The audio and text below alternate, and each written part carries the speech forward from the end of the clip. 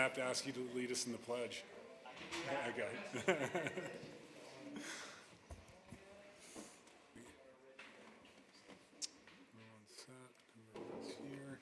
I'm going to go ahead and call this June 15th, 2020 meeting of the Whitefish City Council to order. Thanks everyone for participating in your government this evening, and I will ask Sean Frampton to please lead us in the Pledge of Allegiance.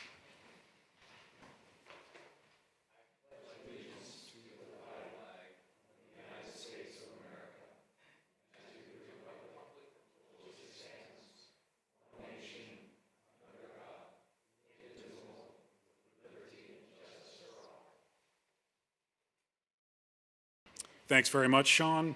We will move on to item 3 of our agenda, which is communications from the public. If you're here to speak on the 2 public hearings that are advertised, please wait until I call those individual hearings. Otherwise, if you have anything to share with the council, to communicate with the council, now would be your opportunity. If you don't mind, just please approach the podium and your name and address for the record, please. And no necessary for a lineup, just approach at your will.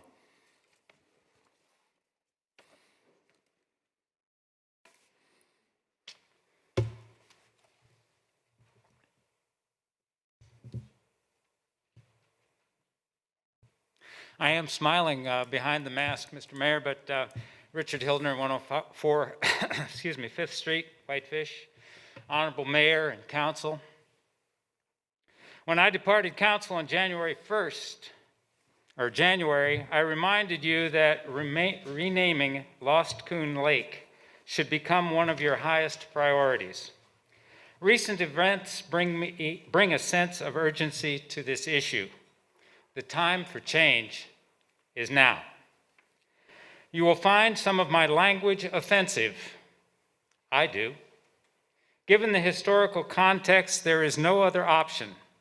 From the early settlement days of Whitefish, Lost Coon Lake was known locally as Nigger Lake. However, this name does not appear on any USGS topographic map. Not until 1964 was there any attempt to change the name, as evidenced from the front page article in the Whitefish Pilot of February 20th, 1964. The article reads as follows: Nigger Lake name changed. Nigger Lake, south of Whitefish, will be designated on Forest Service and Geological Survey maps in the near future as Lodgepole Pond, Don Jensen announced this week. Jensen, who operates a lumber yard in Whitefish, has been active for the past year in getting the name of the lake changed.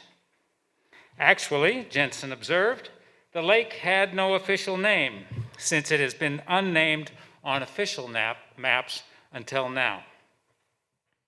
Jensen said he had polled the property owners and had come up with a majority in favor of the name change. So what happened? Nothing. A USGS map published in 1983 shows the name Lost Coon Lake, but the 1994 and 1995 maps again show no name for the lake. The name Lost Coon Lake reappears in 2011, 2014, 2017 on USGS quads, and so it remains today. About 6 years ago, I was part of a small group of community members who began exploring an appropriate name change. There were 3 city council members, 1 or 2 Golf Association members, as well as representation by the Whitefish Convention and Visitors Bureau. The committee encountered several roadblocks and the initiative languished. In the meantime, the Golf Association, recognizing the offensive nature of the Lost Coon Lake name, began publishing their brochures with the name Lost Loon.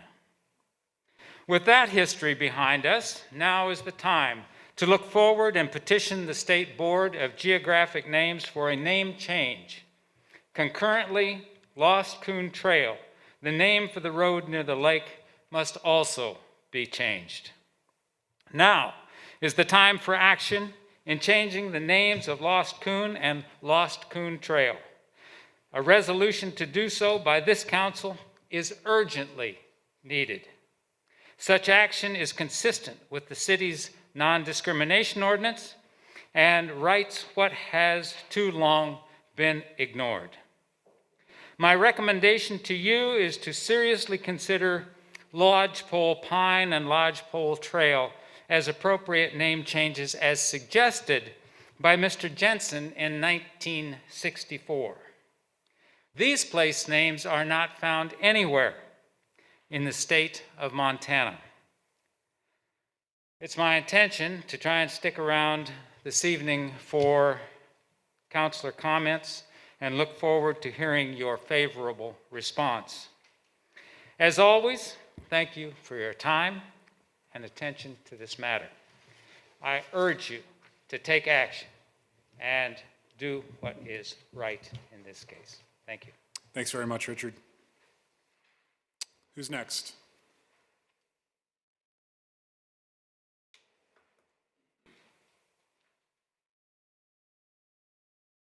Hi there.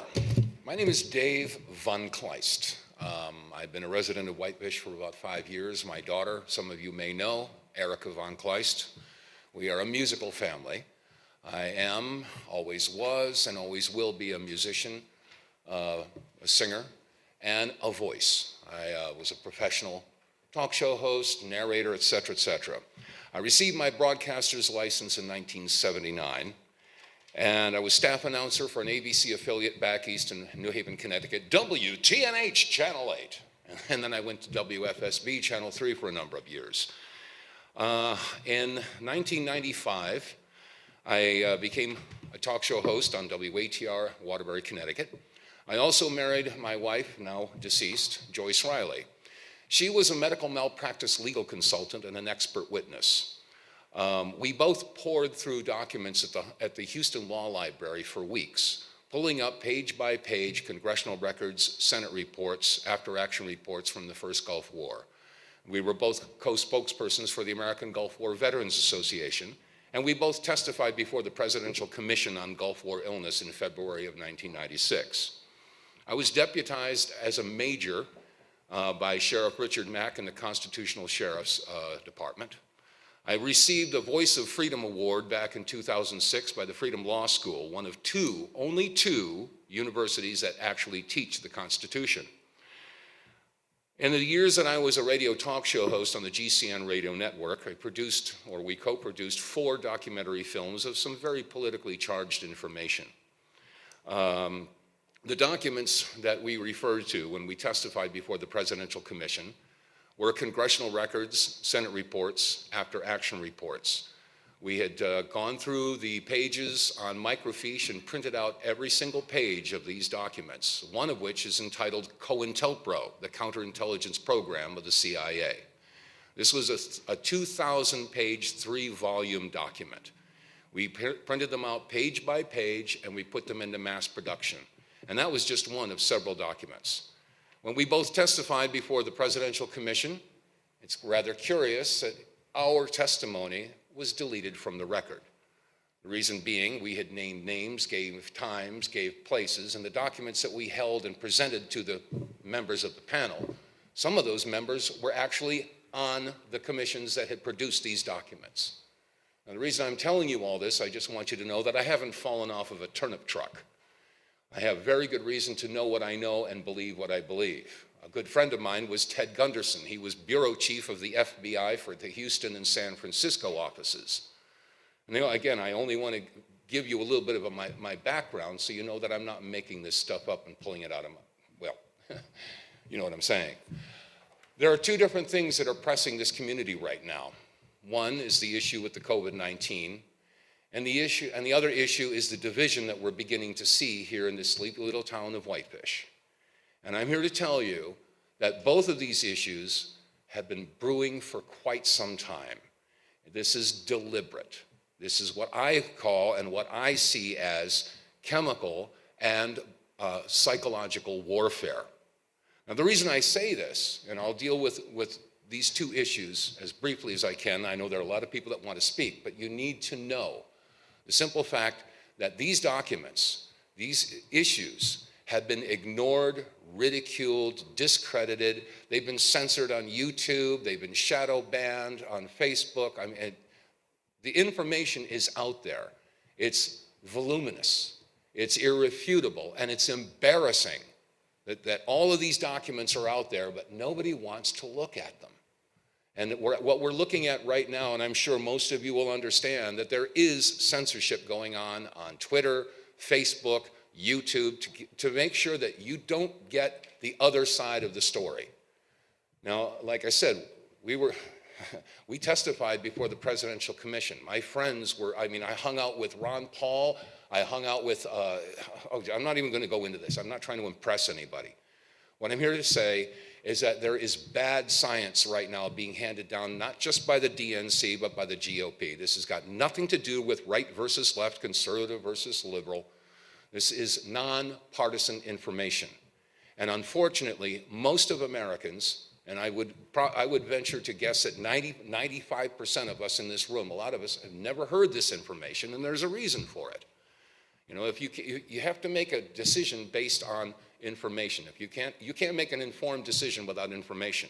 A lot of information is being,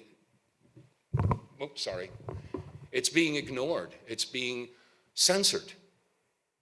And the decisions that are being made that are changing people's lives, these are permanent changes. They say, okay, this is the new normal. We want to go back to normal. Guess what? You're never going to see normal again, folks. It ain't going to happen. When you have a behavior that is imposed upon a population that lasts more than 12 weeks, it becomes permanent. Now we're being manipulated.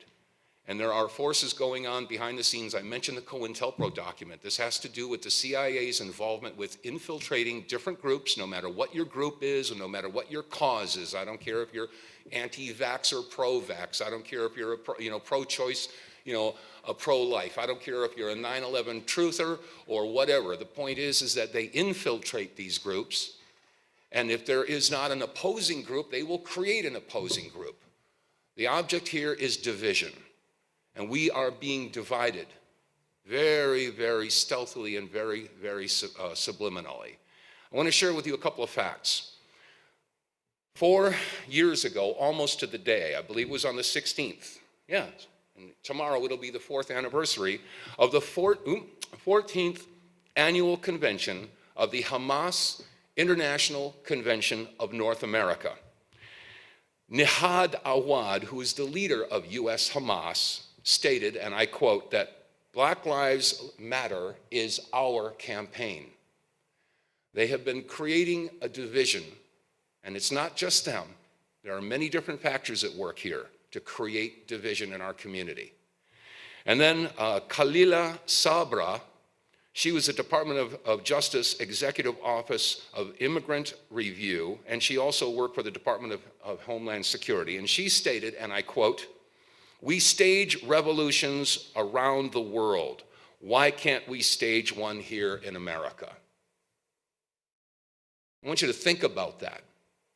There are forces behind these organizations that have a wonderful, flowery, appealing type of direction. Well, yeah, we all want to have, love lives here, Black Lives Matter. This is all creating the division. I mean, I believe I am not a racist, I'm not a homophobe, I'm not an Islamophobe, I'm not a Republican, I'm not a Democrat, I am an American.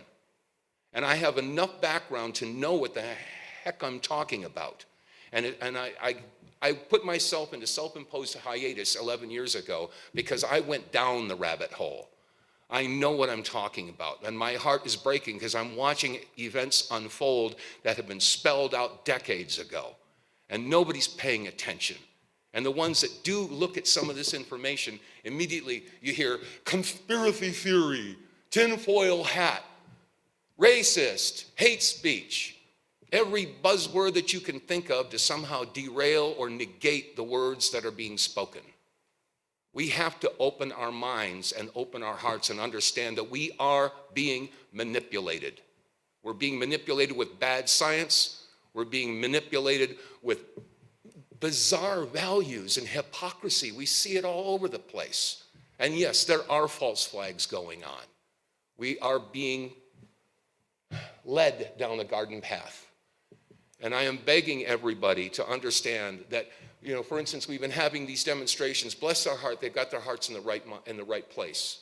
But when you separate, you say, okay, Black Lives Matter, or White Lives Matter, or Red Lives Matter. Oh, there's something you don't hear very often here in the state of Montana. The point is that how about just plain old Lives Matter?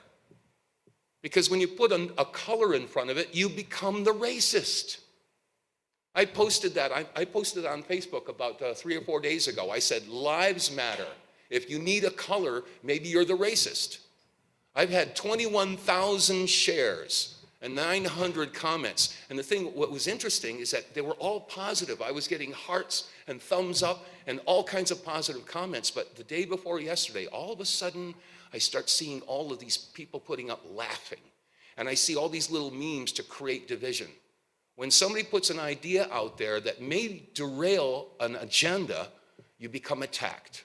And believe me, I have been attacked. I've been called everything. I've been called a CIA mole. I've been called a Manchurian candidate. I've been called a Mossad agent, a skinhead, a Nazi with a name like Von Kleist. Oh, he has to be a Nazi. I've been there, done that, and I wore out several wardrobes of t-shirts. What I am here to ask you and implore you is to look at the other side. Look at the other side of the information that's being provided to you from the DNC, from the GOP, from the CDC, because they all have an agenda. And it doesn't have anything to do with the constituency. It's about control. It's about the manipulation of our society into something that they want to happen. I'm begging you to look at the other side, because what we're seeing here is destroying our community. And basically, that's all I have to say. This has to do with the COVID-19, and this is bad science. I mean, we've seen how the CDC has been changing their numbers. The tests are coming back 60 to 70% false positives, false negatives. They give tests in Africa. They gave a test to a papaya that came up positive for COVID-19. They tested motor oil, and it came up positive for COVID-19. They tested a goat, and he came up positive for COVID-19. The numbers are being massaged to manipulate you. And as a result, the decisions that you're making and imposing upon the community are changing the way we think and the way we see and the way we feel about each other. And this is not the America that I wanted to see, and I don't think it is the one that you wanted to see either. So all I'm saying is that this is a nonpartisan issue. You can call me a conspiracy theorist or tinfoil hat. Call me anything you want. I don't care. It's either an admission that you just don't know what you're talking about, or you're one of those, willful idiots, I think Kissinger called us. That's what they called us. When you turn the other way and don't pay attention, as they say, we have no evidence to support such and such. Well, that's because they don't look at the evidence. Like I said, the evidence is voluminous, it's embarrassing. And the decisions that you make in this council meeting are affecting each and every single person, not just here in Whitefish. And we don't have any racial profiling in this town. When's the last time you saw a racially induced event here? But however, all of a sudden we got Black Lives Matter out there, and there's people on the news, what's her name, got national coverage on CBS. This is creating the problem. We have to realize that we're all Americans. We just took a pledge to that flag. We're all Americans. We're not white Americans. We're not black Americans. We're not Republican Americans. We're not Democratic Americans. We're Americans. And we need to start acting like it. Thank you. Thank you, Dave. Who's next?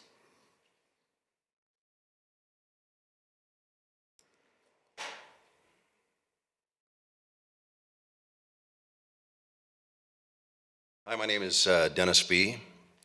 I have a joint property with a few other people inside the city limits and my own property just to the east of town. I am a fourth-generation Montanan. My family moved here in 1911. We were farmers over on the east side. I've been in Whitefish for 41 years. I know a few of you. I don't know all of you. I've been somewhat critical of a few of you. I guess the reason I'm upset is I see this as your community and my community. And I thought about what I would say up here tonight when I came before you. There's things that I could certainly talk about that divide us, because there's probably a lot of them. And for me to try and change your mind would be like me trying to change a spare tire with my bare hands. Be damn near impossible. So I would rather focus on the things that maybe we share in common. Children, the Constitution, the United States, our constitutional rights. Now, I note that some of you are wearing masks, and I want you to know that my daughter gave a commencement speech this year at Whitefish High. She did a wonderful job. I was very proud of her. She thinks a little differently than I do, and that's good. I think that's good. That's healthy. I have to say that during that commencement speech, the one thing that I noted is there were a lot of people that showed up. I'm going to guess approximately 400. I didn't count, but I'm guessing. Along with that, there was the school board, the trustees, and some of the faculty from the junior high and the high school. The only people I saw wearing masks were the faculty, the trustees, and the school board. Now, I got to take that back because I'm an honest guy. There were 2 people out of the 400 that were wearing masks at the graduation. How many deaths have we had from COVID-19 in Flathead County? How many people have been affected economically, including myself, in this county by decisions being made on a state level, a regional level, a local level? Who's responsible? You're partially responsible. You're making decisions. You're voted in. Think about it. You've affected my business dramatically. We're off by about 50%. That may not seem like much. Take it over a year, and it's quite a bit. Property values are going up. Everybody wants to move here to Montana. They want to get out of the cities. And why? Why do people want to leave Los Angeles, Seattle? Look around you. You'll see plates from Minneapolis, New York, Chicago, Illinois, California, and Washington. You won't see any Canadian plates here right now. But you'll see them from a lot of other places.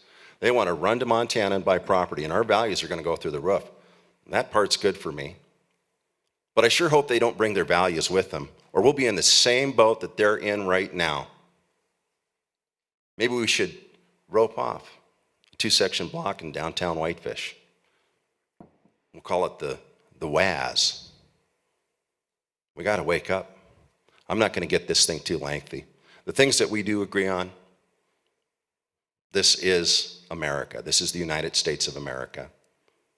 I believe in voting. So you were put up here because you were voted in. I got a little aggressive with the mayor in an email. I was pissed. I don't want our police department defunded. I don't want masks worn throughout this city and for you guys to make demands on the residents of this city unless you've got the science and data to back it up with deaths, sickness. Don't do it. We don't need it. And if it does, you know what? If it does start to happen, we start to see some real impact from COVID-19, then by all means, adjust the sail. Make an adjustment. But don't. Now, I read an email from Mr. Jopek that was talking to the mayor, I'm assuming, about mandating that we have to wear masks throughout the city of Whitefish all summer long. I think that backdooring crap is done. I can't stand that. I guess I could call all of you individually, but I'm not here enough. I've been out of this political stuff for quite a while, but I'm about to get back in a big way. I'm very excited about the future for Montana because I'm not looking at Whitefish. Whitefish is kind of an anomaly, set off to the northwest corner of the state. And then you got Kalispell. How can two communities be so different? Help me out with that one. What makes Whitefish so different from Kalispell? It's crazy. A lake, a mountain, a ski resort. Anyway, one thing that the mayor did say to me is that you guys all donate your time and your service, and I respect that, and I appreciate that. Use your minds. Think about this. Think about the people that you're affecting. Do not defund this police department. I know that the city of Kalispell has had requests for defunding. Mr. Mayor, I'm sure you've had some requests come across. I know that there were some bot mails that were being put out across the country. And if I'm jumping the gun, I apologize. But This we can't let. council will not be considering defunding our police department. Fantastic. I promise you that. Fantastic. I thank They you have our guys. full faith and confidence from this council. I appreciate your time. Thank you very much. Thanks, Dennis. Further communications from the public tonight? Further comments? Thank you for the comment that was received. We'll move on to item 4 of our agenda, which is our volunteer board reports. Are there any volunteer board reports from the audience? How about the council? Rebecca?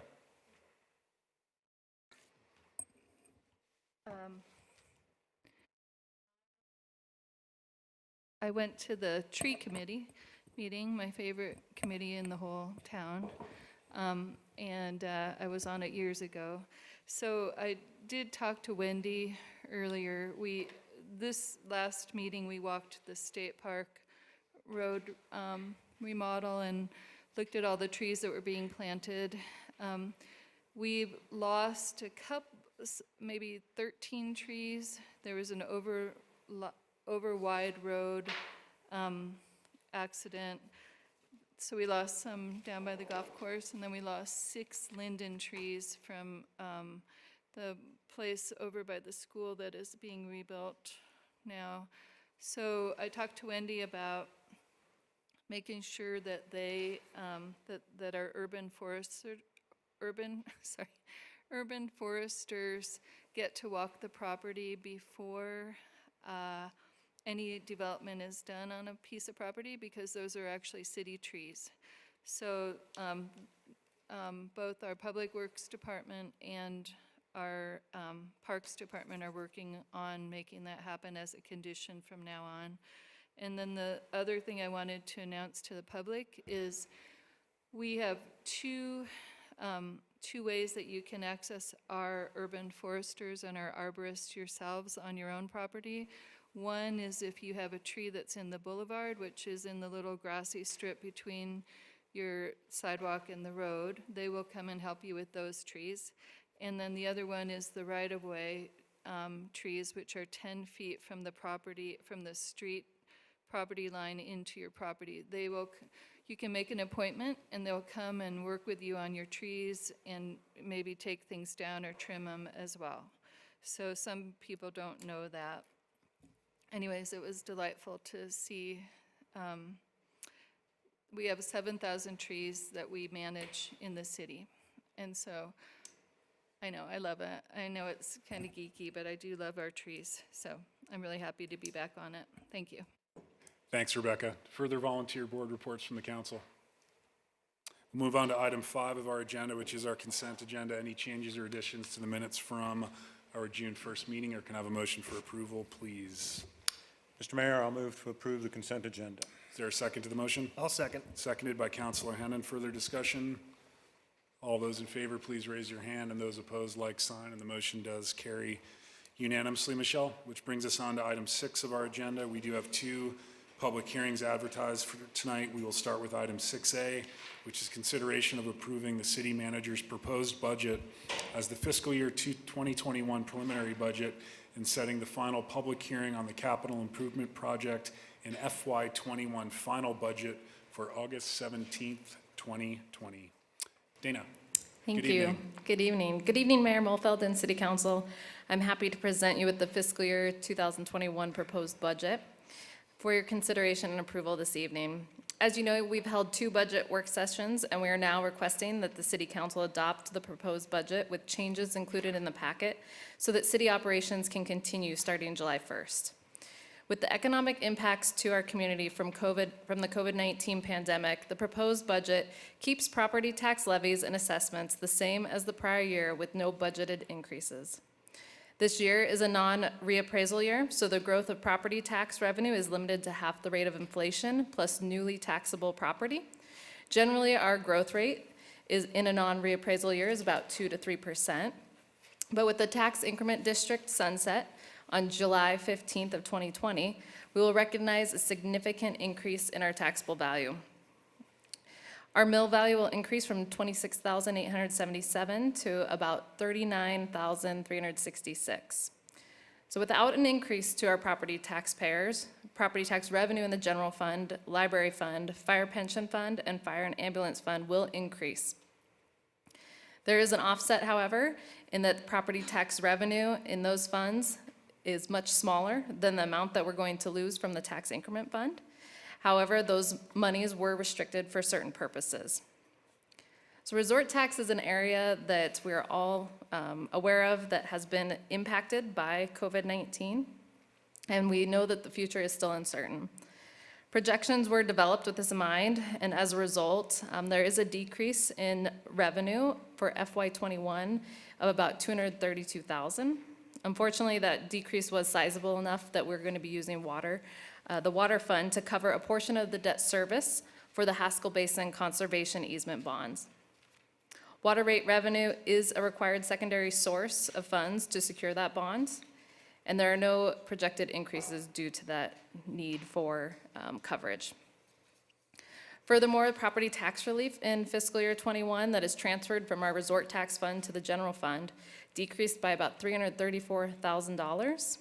This decrease, though, is covered by that increase in property tax revenue from the TIF sunsetting. So we anticipate, though, as we get to year end, which is June 30th, that we will be adjusting those numbers, so they will change.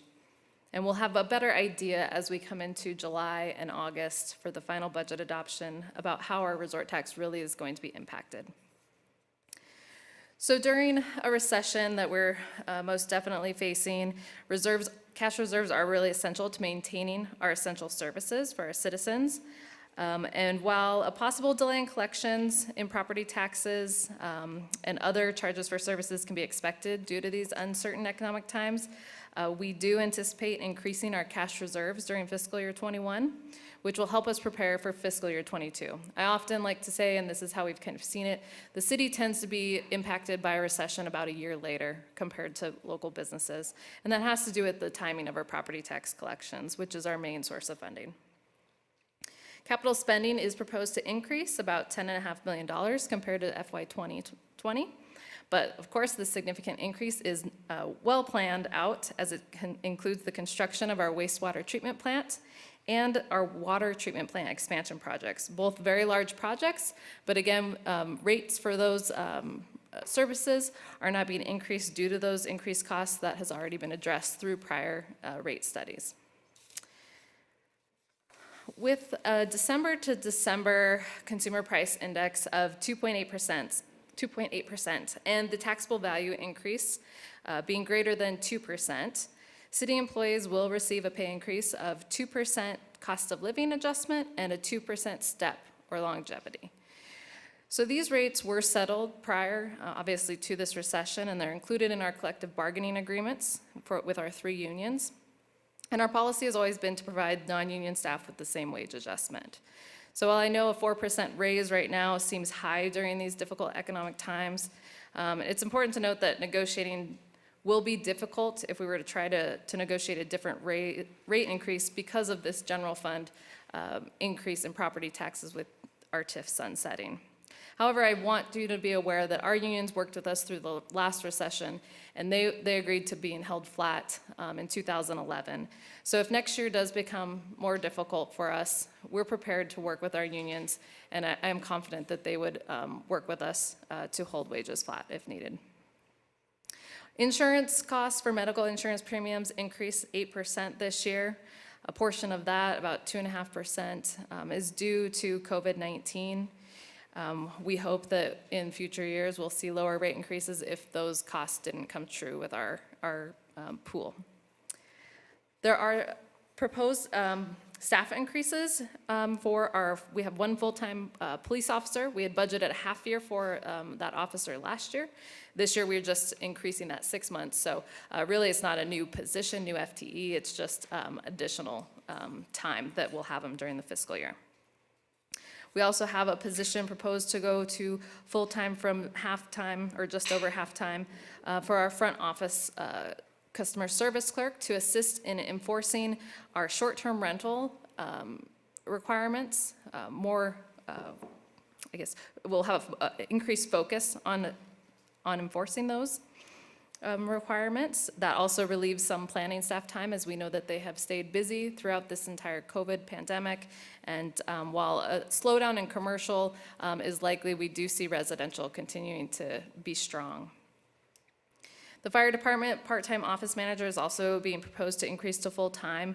With the assistant fire chief assisting, mostly working on fire inspections at this point, this position will be able to help the fire department coordinate more of our ambulance billing, grant writing, and helping with other administrative tasks that have been backlogged at this point. And with the library, we know that their service continues to improve. They continue to have more customers and visitors, so there is some minor additional hours, 10 hours per week, that's been included in this budget. Overall, this budget that I've proposed is a balanced budget. There continues to be 3 areas, financial areas, that are really important for us to continue to monitor with this budget and in the future. And those include improving cash reserves. With this budget, it's about 17%. Our goal would be to be around 20 to 25%, like our sister cities. And it's good to help you move through recessions. That being said, we also have better funding of capital projects within this budget, cash funded with less debt. And so we've done that with our property tax supportive funds, which is a great step forward. And we've also included we've addressed some of the unfunded liabilities for payoffs for employees when they're accrued vacation, accrued leaves. We have to pay those out when they terminate employment with us or retire. And so we'll be working on that throughout this fiscal year as a city council goal. So as you consider this budget tonight, please know that we expect changes from now through the final adoption in August as we wait for official values from the Department of Revenue and our year-end cash balances, and to also assess where we came out at year-end with expenditures and revenues. We are also monitoring the effects of COVID-19 to see how bad the picture might be or good for resort tax and other services that we've provided, such as summer day camp that had to be changed. So it goes without saying that together we've all faced many challenges over the past few months, but I would really like to thank Finance Director Dahlman for his dedication, hard work, and long hours preparing this budget right out of the gate with minimal assistance as he came on board in April. I really couldn't have done it without him. And I'd also like to thank the other department directors for all of their support and city staff to prepare this year's budget. So thank you for your review and consideration of the fiscal year 21 proposed budget, and I'm happy to answer any questions that you may have. Thanks very much, Dana. Any questions for Dana on the FY21 proposed budget or capital improvement plan? Steve. Dana, could you recap the cash reserve situation for us, what that looks like? Sure. So where we're sitting at with the preliminary budget as you're adopting, we are going from a 15.29%, which was fiscal year 20, to 17.13%. Those numbers are going to fluctuate, though, as we make adjustments to the budget. Whether when we come in with year-end cash balance will have an impact as we adjust expenditures. Right now it's open enrollment for benefits, so we'll be working to keep those numbers, though, at that 17%. Again, this year we could have seen that go higher, but we did have to use some of those funds, property tax revenue, to cover the reduction in resort tax relief. So I just want to be clear that we're not, in order to pay for things like a 4% increase in salaries, we're not tapping our cash reserves to do that. Correct. So we're actually able to grow our cash reserves right now because of the tax increment district sunsetting, and cover all of the increases that I've described this evening, growing cash reserves without an increase to taxpayers in their assessments or in the property tax. Okay, thank you.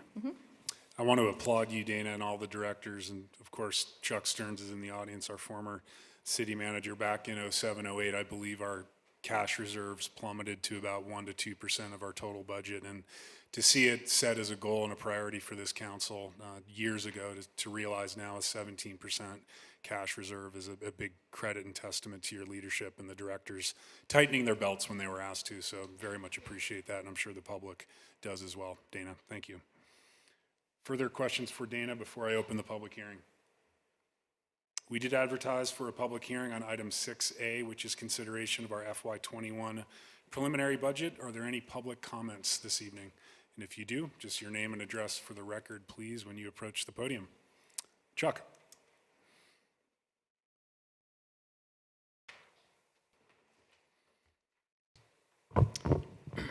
Chuck Stearns, 698 Woodside Lane. Good evening, Mr. Mayor Mulfeld and City Council members and staff. I'd like to first commend City Manager Smith and the staff for presenting a very balanced and good budget in a very difficult year for the council to review. And the council's review so far of that budget, which I'm sure is thorough as has always been. Second, I do have an idea for you to consider over the next couple months as you get your final figures on the valuation and the cash balances. Because of the success of that vibrant tax increment district, you are seeing a 46.47% increase in your valuation. That's phenomenal, unheard of, just mind-boggling, actually. That's increasing property tax revenues by $1.469 million in the property tax supported funds.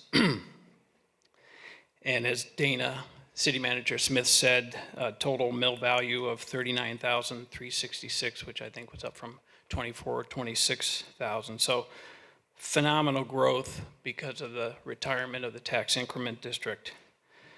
I do think it's appropriate for the council to consider in the next 2 months maybe reducing the mill levy. I know it's flat right now as proposed, but it's very difficult times, as you heard one person testify about businesses in town here and residences who have been laid off or lost their jobs. When the tax increment district is created and when it sunsets, it can provide a nice relief for both increasing government expenditures, but also perhaps property tax reductions either on a one-year basis or maybe sustained over time. If you were to, and you know the budget better than I do, so I'm not going to come up with real concrete ideas. The one thing that I can think of is the cash reserves. You are proposing an increase in the cash reserves of $329,000 for the property tax supported funds. And I dare say I doubt many businesses in town are increasing their cash reserves this year. They're probably slicing them and trying to survive through the COVID-19 impacts. For example, if you were to do a 10 mil reduction in the levy, that would reduce cash reserves or somewhere else, but I'm going to pick on cash reserves a little bit, of $393,000, still leaving you pretty good shape in your cash reserves, because right now you're proposing to increase the cash reserves $329,000. If you just kept the cash reserves at the same, without that $329,000 increase, kept it at the same level as last year, you could reduce mills by 8.37 mills. And I think the residents and especially the businesses really paid the lion's share of all the tax increment money over the last 25 years or 23 years. I dare say this would be a good year for the businesses to see a little relief in the mill levy. I'm not saying, a huge reduction. I think somewhere in 5 to 10 mills Sounds big, you know, it's probably about 8% reduction in your mill levy, but I think if there was ever a year to do it, this might be the year to consider it. So I just, you know, I know it's a tough budget, there's a lot of unpredictable things in the future, but I think it's something over the next 2 months I hope the council considers. Thank you very much. Thanks very much, Chuck. Further public testimony this evening? Further comments from the public? Not seeing any, I'll close the public hearing and turn it back to the council for discussion or hopefully a motion. Rebecca? I'd make a motion to approve the budget, but I'd like to know what Dana thinks about Chuck's idea first. And if it's possible to do that. Yeah, you know, I think that this year is a really difficult budget because we obviously we understand that the businesses are going through hardships. My concern about doing that right now is that we don't know what the future holds. And while, you know, this might be a good way, and we could look at doing that, no doubt, you can definitely as a city council do that. Being prepared for what's coming down the pipeline. So if building does halt, you know, we'll be looking at layoffs, we'll be looking at some significant reductions in staff. That could happen. One of my concerns is property tax collection. So we can levy this amount, does not mean we're gonna collect it. So in during the recession, we collect about 94% of what we levy.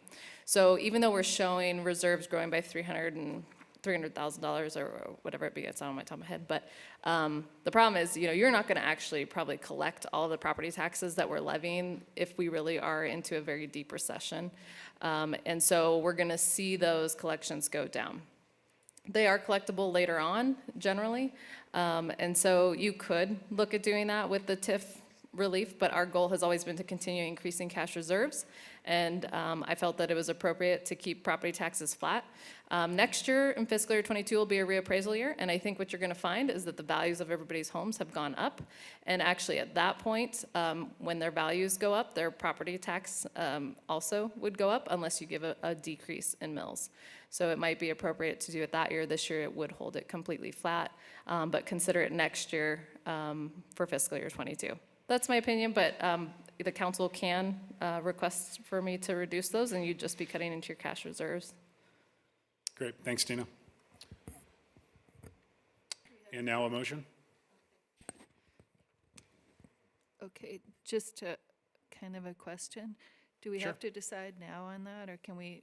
We do not have to Okay, decide that's now, what I but we thought. do have to decide before our formal public hearing to adopt the budget, which is scheduled for August 17th. Okay, just like to make a motion to approve the preliminary budget for fiscal year 21, And setting the final public hearing on the capital improvement project. correct. Okay, is there a second to the motion? I'll second. Seconded by Councilor Sweeney. Further discussion? All those in favor, please raise your hand. Those opposed, like sign, and that motion does carry unanimously. Michelle, thanks very much, Dana. We'll move on to item 6B of our agenda, which is our own resolution 20-17, a resolution adopting fees for temporary on-street parking permits and water main taps. Craig. Good evening, Mayor and Council. Craig Workman, 418 East 2nd Street, Whitefish. Public Works Director. So we have a resolution before us tonight for two rather different public works fees. I'll start with temporary on-street parking. Managing parking downtown in Whitefish has been an ongoing issue for the city, particularly in the busy summer months. Last year, we worked with Dixon Resources Unlimited to review existing parking conditions, analyze previous reports, and create actionable parking management recommendations for the downtown area. Dixon drafted a parking management plan that was adopted by the city on October 21st of 2019 through Resolution 19-33.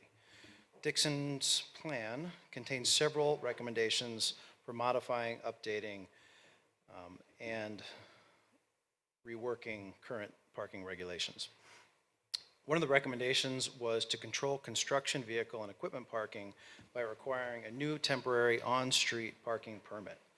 This will allow contractors, moving companies, and service vendors to park on street in excess of the 2-hour limit if needed to complete a job or service. The enclosed resolution establishes fees for that temporary on-street parking permit. As you can see, we've broken it down by daily, weekly, and monthly. And the recently adopted parking ordinance has more specific definitions for how to issue those permits. The second fee that I'd like to talk to you about tonight is water main tapping. The rules and regulations for the City of Whitefish water, sewer, and garbage services govern our water, sewer, and garbage services rendered to all of our customers. The rules and regulations provide clear policies for the utility department to follow and protects the city from unreasonable demands. The rules and regs have been amended from time to time and were most recently updated in February of this year through Resolution 20-06. The updated document requires the Public Works Department to provide water main tapping services in accordance with a fee schedule adopted by City Council. So this enclosed resolution also does establish fees for water main taps. Those are on the screen behind you. We feel these taps reflect the typical expenses for labor, equipment, and materials involved in the tapping of water mains. So with that, staff does respectfully recommend that council adopt this ordinance, adopting fees for temporary on-street parking permits and establishing water main tapping fees. Thank you, Craig. Turn my mic on here. Thank you, Craig. Any questions for Craig on his staff report? Frank and then Steve. Craig, are we going to limit the number of temporary on-street parking slots that we're going to allow? Yes, the ordinance does limit each project to no more than 3 stalls. Each project for a 1-month period total. Steve. Craig, where did we come up with these numbers for the fees? For both of them, both sets, or just the parking just the fees? top, just the parking. Yeah, the parking fees really came from a comparison of other cities and towns in the region that have temporary on-street parking permits, namely Bozeman, and I think we looked at Missoula as well. We also did calculate out, we've heard from merchants that a downtown parking stall can be valued as high as $50,000 a year. Obviously, that would be considerably more than $15 a day, especially when that stall is probably making money for a couple months out of the year. So the daily rate also does, we call it a savings from a parking ticket. Regular parking ticket's $20, so we want to incentivize people to get these permits and make sure that the traffic control is put in place and they go through the process. So, Okay. They just strike me as, it seems a little expensive, but I don't really park downtown. I ride my bike, so I don't know. It strikes me as in a time when people are kind of struggling that we're gonna now start charging $15 a day to park downtown. Seems a lot to me. And then my other question is, where is this new money? This is obviously a new revenue stream. Where is it gonna go? Into Public Works? no, it won't go into Public Works. Dana, can you handle that one? Well, we haven't budgeted that revenue, so that'll be new. For on-street parking, we would probably do it into street maintenance, since that's where we maintain the parking, so to go into our street fund likely. You could look at doing the general fund. We do have some of our parking leases in the general fund, but, considering it's the Public Works, they're managing the permit process, and then our parking is maintained by the street fund, it would seem the most appropriate. And this really is for construction projects, and so, that's target market is for businesses that are remodeling downtown, and when they put in their big dumpsters or they have their equipment there, that those would be the ones paying these fees. Further questions for Craig on his staff report? Rebecca.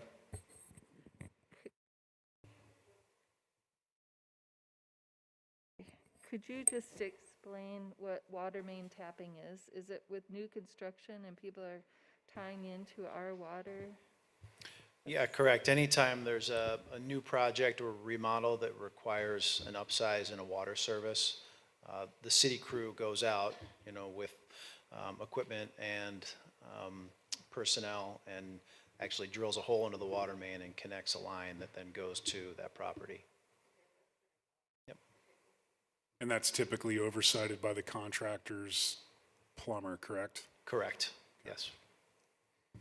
Further questions? Not seeing any, we did advertise for a public hearing on what will be our own Resolution 20-17. Are there any public comments this evening on this item? Any public comments?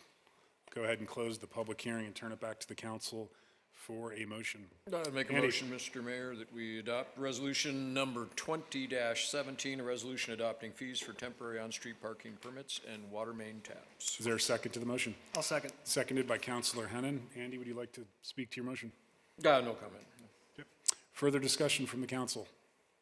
All those in favor, please raise your hand. Those opposed, like sign, and that motion does carry unanimously, Michelle. Thanks, Craig. We will move on to item 7, which is communications from our Planning and Building Director, Dave Taylor. You have item A in front of you, which is a consideration of a request from Zach Weinberg for a Whitefish Lake and Lakeshore protection permit located at 1508 West Lakeshore to remove a stone retaining wall, patio and path, and adding beach gravel. Dave. Good evening, Mayor and Council. As you know, the Lakeshore Protection Committee has been suspended up until, well, today is the first day they could have met. This application came to us, and because the committee wasn't meeting, it's been forwarded directly to the council for a final decision. And as the mayor mentioned, it is a proposal to remove a stone retaining wall out of the Lakeshore Protection Zone, about 100 linear feet of about a 5-foot wall. There'll be 7 feet of wall that'll be left that's outside the Lakeshore Protection Zone, but it's within the 10-foot setback that's required off the Lakeshore Protection Zone. So that'll all be removed out of there using heavy equipment, including a stone patio and path. And then they're also applying to add a one-time application of beach gravel, which was allowed under the regulations. In reviewing it, it does meet our criteria within the Lakeshore Protection regulations, and staff did recommend approval of this. We have several conditions of approval. I'm not going to go through all of those. Some of them, the highlights, any new plants put in there have to be native to Flathead Valley. Revegetated areas have to be maintained in a natural state. They have to do a siltation barrier installed during the construction. All work has to be done when the lake is at low pool. Any of the mechanical equipment can't come in contact with the lake. And then the lakeshore needs to be immediately restored to its original condition after construction. And then with regard to the beach gravel, can't exceed 4 to 6 inches in depth. And of course, it has to be washed gravel, free of silt, sands, and fine materials. This is good for 1 year. And again, staff recommends approval. I believe a representative of the applicants here can probably answer additional questions. Mr. Booty, it's not technically a public hearing, however, they are available. Great. Thanks, Dave. Any questions for Dave on his staff report? Rebecca. Dave, why can't they take that 7-foot terminus out? I think that's the best question for the applicant. It's an existing part of, the wall that's in there right now. And, again, it's been there probably for many, many, many years, so. Okay, thanks. Further questions? Thanks, Dave. We will need consideration and/or a motion, please, for item 7A, as we function in the capacity of our Lakeshore Committee that could not meet. Are we going to hear from the applicant? It's not a public hearing, Rebecca. But if you have questions for the applicant's representative, Bruce is here. He developed the designs. I would like to know why that. Can you, your microphone, please? Okay.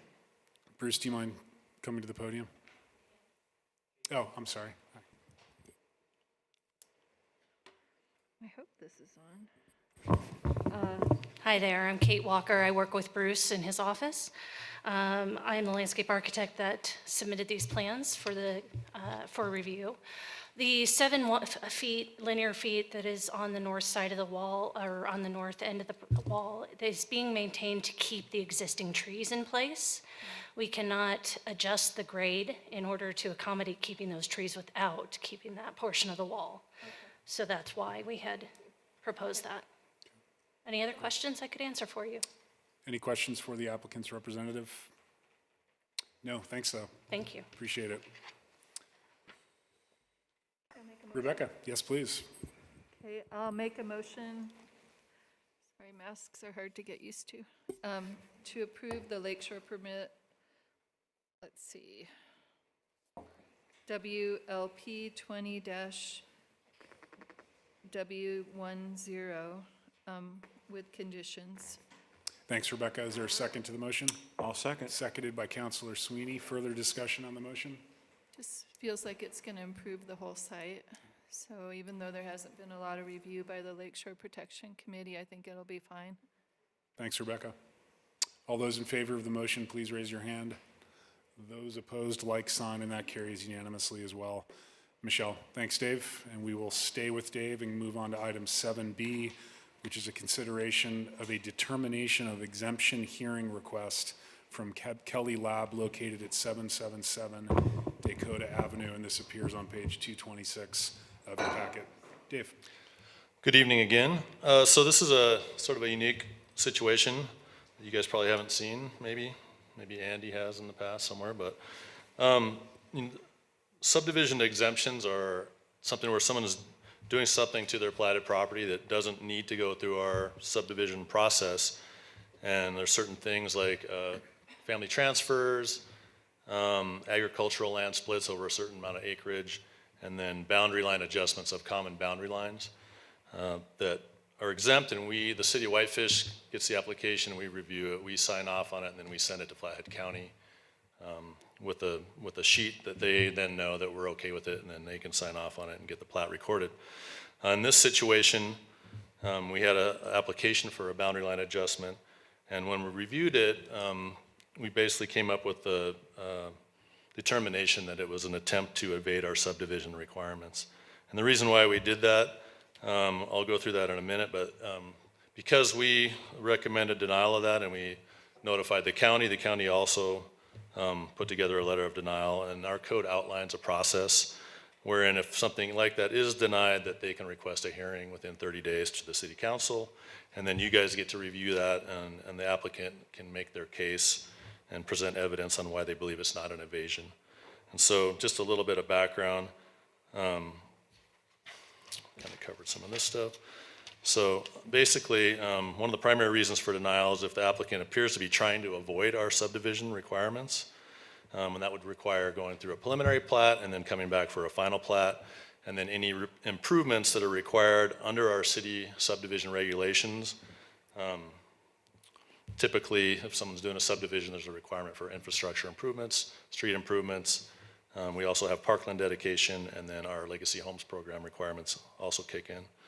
So in this situation, the applicant originally approached staff with some questions about sort of a similar request, whether they could do a boundary line adjustment for their lot. And they were told that, it would be an evasion that they needed to apply for a major subdivision. So they came back to the site review committee on April 2nd with a draft plat that showed a 5-lot subdivision, which would be considered a major subdivision because the lot in question, which is 777 Dakota Avenue, had been subdivided previously as part of some previous subdivisions. And so the site review, all the different department heads and different members of the staff kind of go through a request previous to someone actually submitting something or maybe going through the final process of hiring the surveyor or the engineers and all that kind of stuff. For their formal submittal, gives them an opportunity to find out what kind of concerns there might be.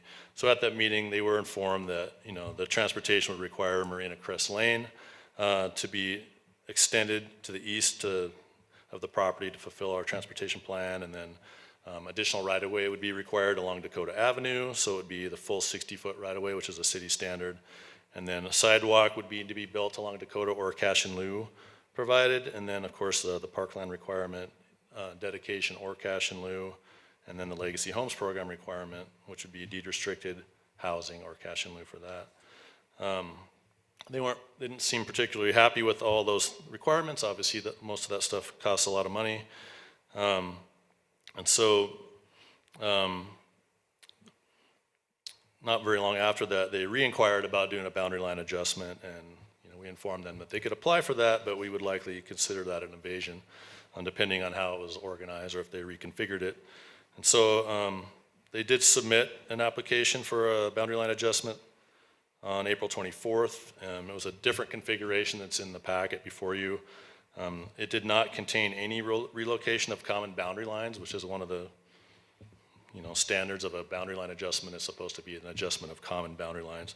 So we wrote them a letter of denial for that, and then they came back with a new application after that, which is the one before you. And in this particular one, some of the common boundary lines are being modified, and several lot lines are being removed between lots within the adjacent subdivision, which is Dakota Meadows. That was platted quite a while ago, I think back in the 90s. And then they were combining that with portions of that 9.5 acre lot at 777 Dakota in order to create 4 revised lots. And so we reviewed that, and then we determined that that was also an invasion based on the criteria within our subdivision regulations. Just a highlight of some of those, I'm not going to go through all that. I assume that you guys have read the report. But one of the things it does state as far as the council's consideration is that there's certain criteria, which is the council should take into consideration all of the surrounding circumstances, which may include but are not limited to the history of the particular property, the proposed configuration of the parcel to determine if the proposed exempt transactions display any pattern of development by use of exempt land divisions or any other circumstances which would result in the apparent creation of a subdivision without review. So it's, you guys your job is to kind of look at all the different evidence. It's not necessarily one specific thing, but so some of the reasons for denial that we stated in a letter that's attached in the report that you have is that the lot lines being adjusted are between 2 platted subdivisions. That's something that neither our code or the state subdivision laws talk about. It talks about you can take multiple lots within a platted subdivision and relocate common boundaries or aggregate the lots, and then you can take a single lot within a platted subdivision and combine that or modify it with a lot outside of a platted subdivision, which in our interpretation means something that's never been platted before. It's outside of a platted subdivision. And so in that case, this particular has 2 platted subdivisions that's combining them in a way that's creating new lots. And so it's not something that's specifically outlined in the Subdivision and Platting Act. And in talking with our attorney, she agreed that because it doesn't specifically say you can do that, then it's not something that can be done. One of the other issues, it's more than a common boundary line adjustment, and there's, again, some lines are common, but they're also taking lines that are not common between the 2 different lots and then using them to create new parcels of land. So with all those things, that does show inconsistency with the purpose of a boundary line adjustment, as well as a pattern of development which results in the apparent creation of a subdivision without review. So, and again, the fact that it was originally looked at as a subdivision and then changed to a boundary line adjustment does kind of show the intent to avoid our subdivision requirements.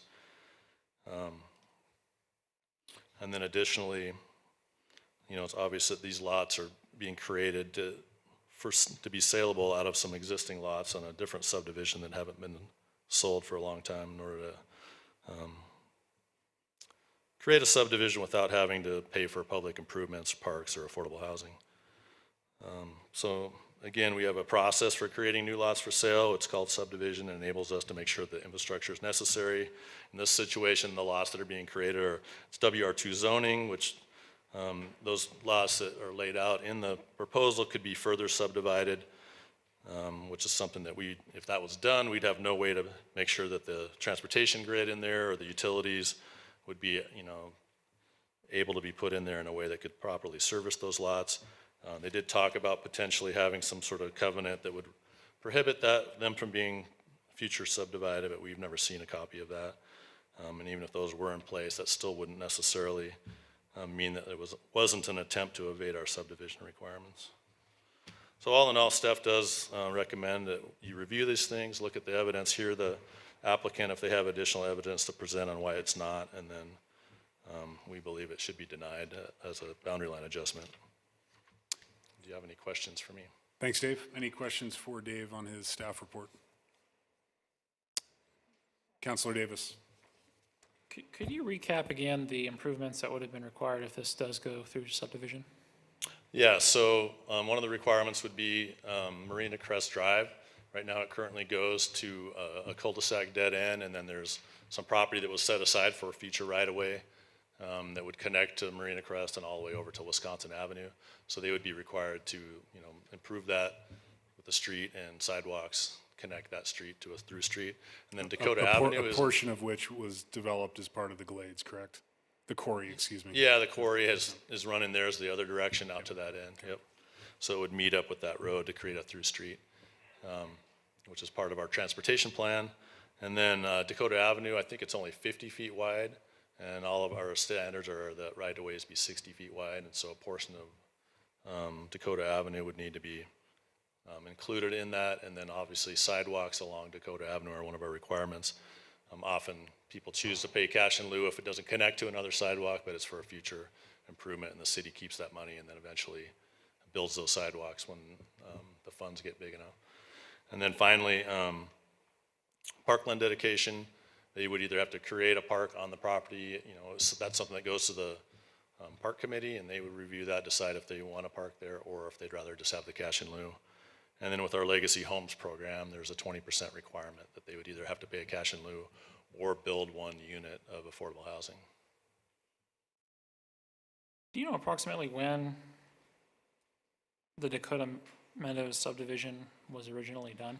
I believe it was, I have the date right here I think it's on the Was it covenants recently right or here. a while ago?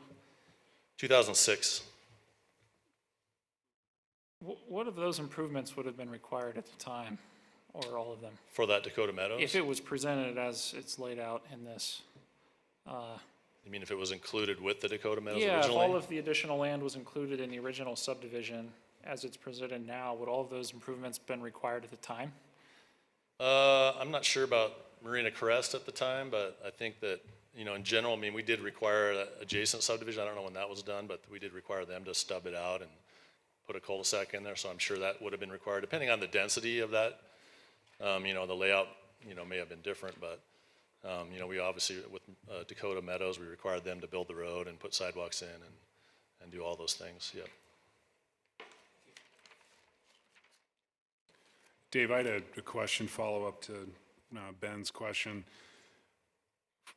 Depending which way this goes tonight, and we will be hearing from the applicant, the sidewalk along Dakota, are you indicating that one of the conditions would be for the developer to pay for that sidewalk improvement, or would we, as a city, be cost-sharing, or could we cost-share that project, given the fact that we have, over, I don't know, Craig, correct me if I'm wrong, but quite a bit of unused cash in lieu funds sitting in the north sidewalk district? I would defer that to Craig. I'm not exactly sure what was specifically right what now, we would have our required. preliminary- With an exemption, they have no obligation with the exemption to No, I do any understand that.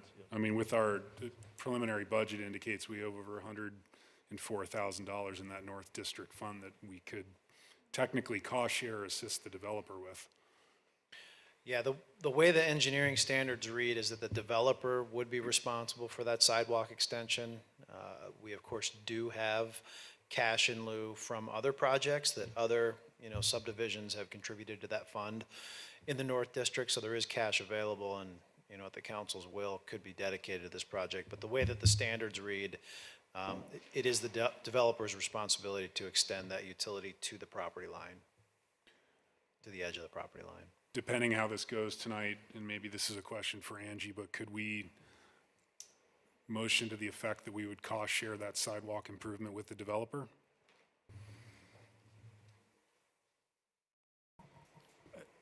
John, I think that's something that would have to come up if they applied for a subdivision for that. That would be part of the subdivision. Rebecca, did you have a question?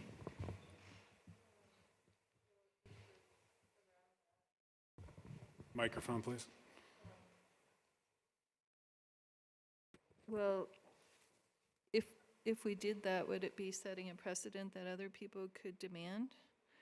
I mean, aren't we supposed to treat everybody the same? It's just an idea that has surfaced because we've been sitting on these sidewalk funds for years and don't really seem to be using them much. But again, that's not a decision that would be made tonight. It would come through the formal subdivision application. So, Andy, question? Yeah, this would be a question for Angie, probably. The applicant's attorney makes an argument that our order of review essentially was off, and that's one of the problems with our determination, and that being that in the past, the county would go ahead and review the documents, they would bring that information back to us, and then ultimately the city would make the decision on the boundary line adjustment.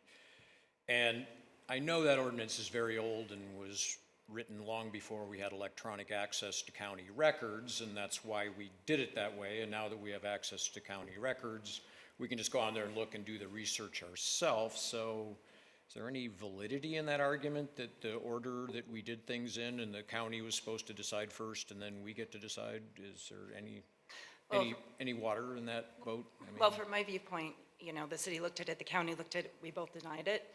And so we are kind of where we would have ended up regardless. And that is an older statute, and it was because we didn't have online access, and so we relied on the county initially to do some of the research, and then it ultimately came back to the city to make the decision. So as far as I'm concerned, the order of review isn't really a huge issue. The county reviewed it, we reviewed it, and we're in front of the city council where it would have ended up. So. Thanks, Andy. Ryan. Angie, sorry, I have another question.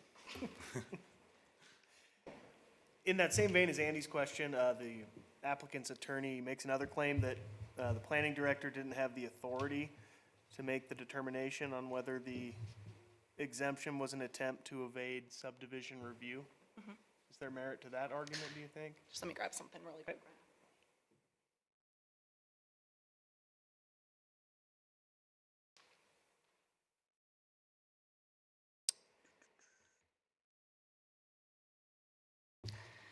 So, Ryan, in our ordinance, the planning director does have the ability to make the final determination. In fact, it's 1274C, and it says, therefore, the planning department shall review the findings of the clerk and recorder's office and make a final determination. So, you know, ultimately, it is Dave's determination, you know, and again, the order maybe wasn't exactly compliant with the old statute, but really, we reviewed it.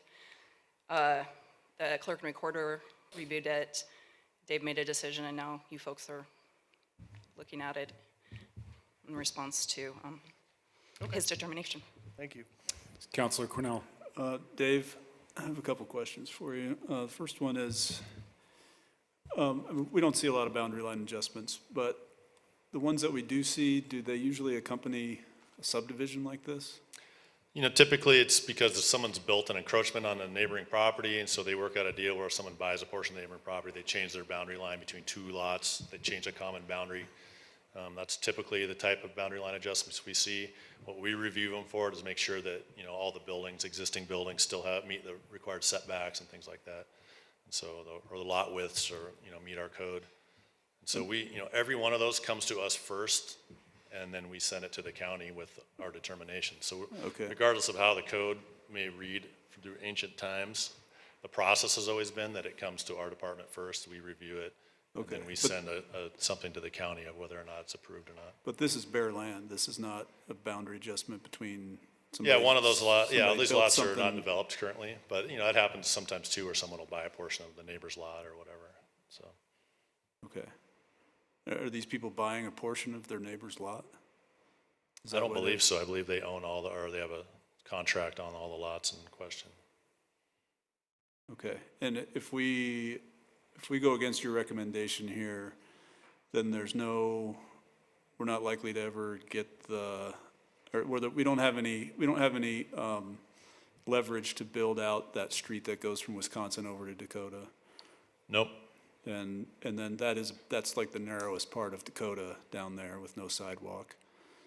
We would have no leverage to expand Get that right extra away. right away, yeah, no. Okay, thank you. Thanks, Steve. Further questions for Dave or Angela before I invite the applicant to the podium? Frank? Dave, are we under some kind of time pressure or timeline to make a decision on this? Yes.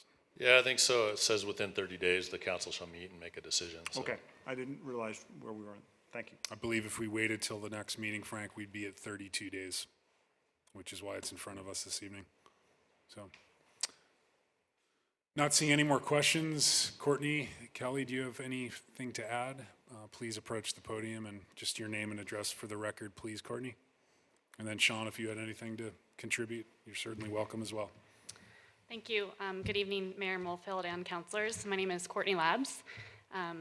We're Whitefish residents. You want my address too, right? We live at 156 Wild Rose Lane in Whitefish. Thanks. On behalf of my husband, who's sitting over there, Kelly, and I'd like to thank you in advance for this hearing on our application for boundary line adjustment. What I'm not here today to discuss the details. However, I have Doug Peckmeyer from TD&H Engineering, and I also have Bruce Booty, a very well-respected land planner, to answer any questions that you have about our application. The reason I'm standing in front of you today is to share with you three things. I'd like for you to know about who we are as a family. I'd like for you to know the impact we hope to have on this community for years and years to come, and about our desire to be given fair treatment. First and foremost, we are here to raise a family and build a community. We are not developers. We are long-term residents of Whitefish. I moved here over a decade ago, and Kelly is a native Montanan. He grew up in Big Fork. We have 2 little girls. They're 3 and 1, and we plan on raising our family and building a home on this land here tonight in question. I was a CASA for many years prior to having my children. I was always also on the board of Tamarack Grief Resource Center, and we also support many other Whitefish nonprofits. We also both work in Whitefish, and we are very passionate about creating opportunities for others to do the same. We love this town. We love its citizens. Those who are come here tonight, and then the letters that you've read in the packet, are here and standing in support of that fact. You will see in our application we have planned for 4 lots. 1 would be where we would build our family home, and the other 3 are for like-minded families that want to raise kids and enjoy the open space that this land provides, including 1 for my sister and her 2 young children. I hope that you would all agree with me tonight that residents and families are the lifeblood of Whitefish. This is leading me now to my second point. Our intention with this beautiful piece of property is not to financially benefit. We feel very grateful to own this land and our desire to raise our children there. Please hear me when I say this. We are conservation buyers. I hope that after tonight you clearly understand that Whitefish community means a great deal to us. Throughout this whole process, we have not asked for special treatment, but we do want fair treatment. If it were our intention to just develop and profit from this land, this is how it probably would have played out. We could have gone through the subdivision process, maximized the return to our pockets on this beautiful land, but to the detriment of who? Our fellow neighbors and surrounding community. We used to live right there on 429 East Marina Crest Lane for 4 years. We know and we love this neighborhood. We don't want the high density on this land, and we feel the surrounding community would agree with us. We are not opposed to working with the city on some of the things that you mentioned tonight. We would gladly give the city the 60-foot right-of-way. We would gladly install the sidewalks on Dakota Avenue, as we have heard from many of our surrounding neighbors and friends that yes, the fact that this stretch of Dakota Avenue does not have sidewalks is a problem. We're happy to contribute to this improvement 100% to this community. My third and final thing I would like to address tonight is our desire to be given fair treatment. You just heard from Dave Taylor, and I'd like to make one clarification before I give the mic over to Doug Peckmeyer. He cites that our application for subdivision review as a reason for finding that we're trying to evade subdivision. But here's what happened, guys.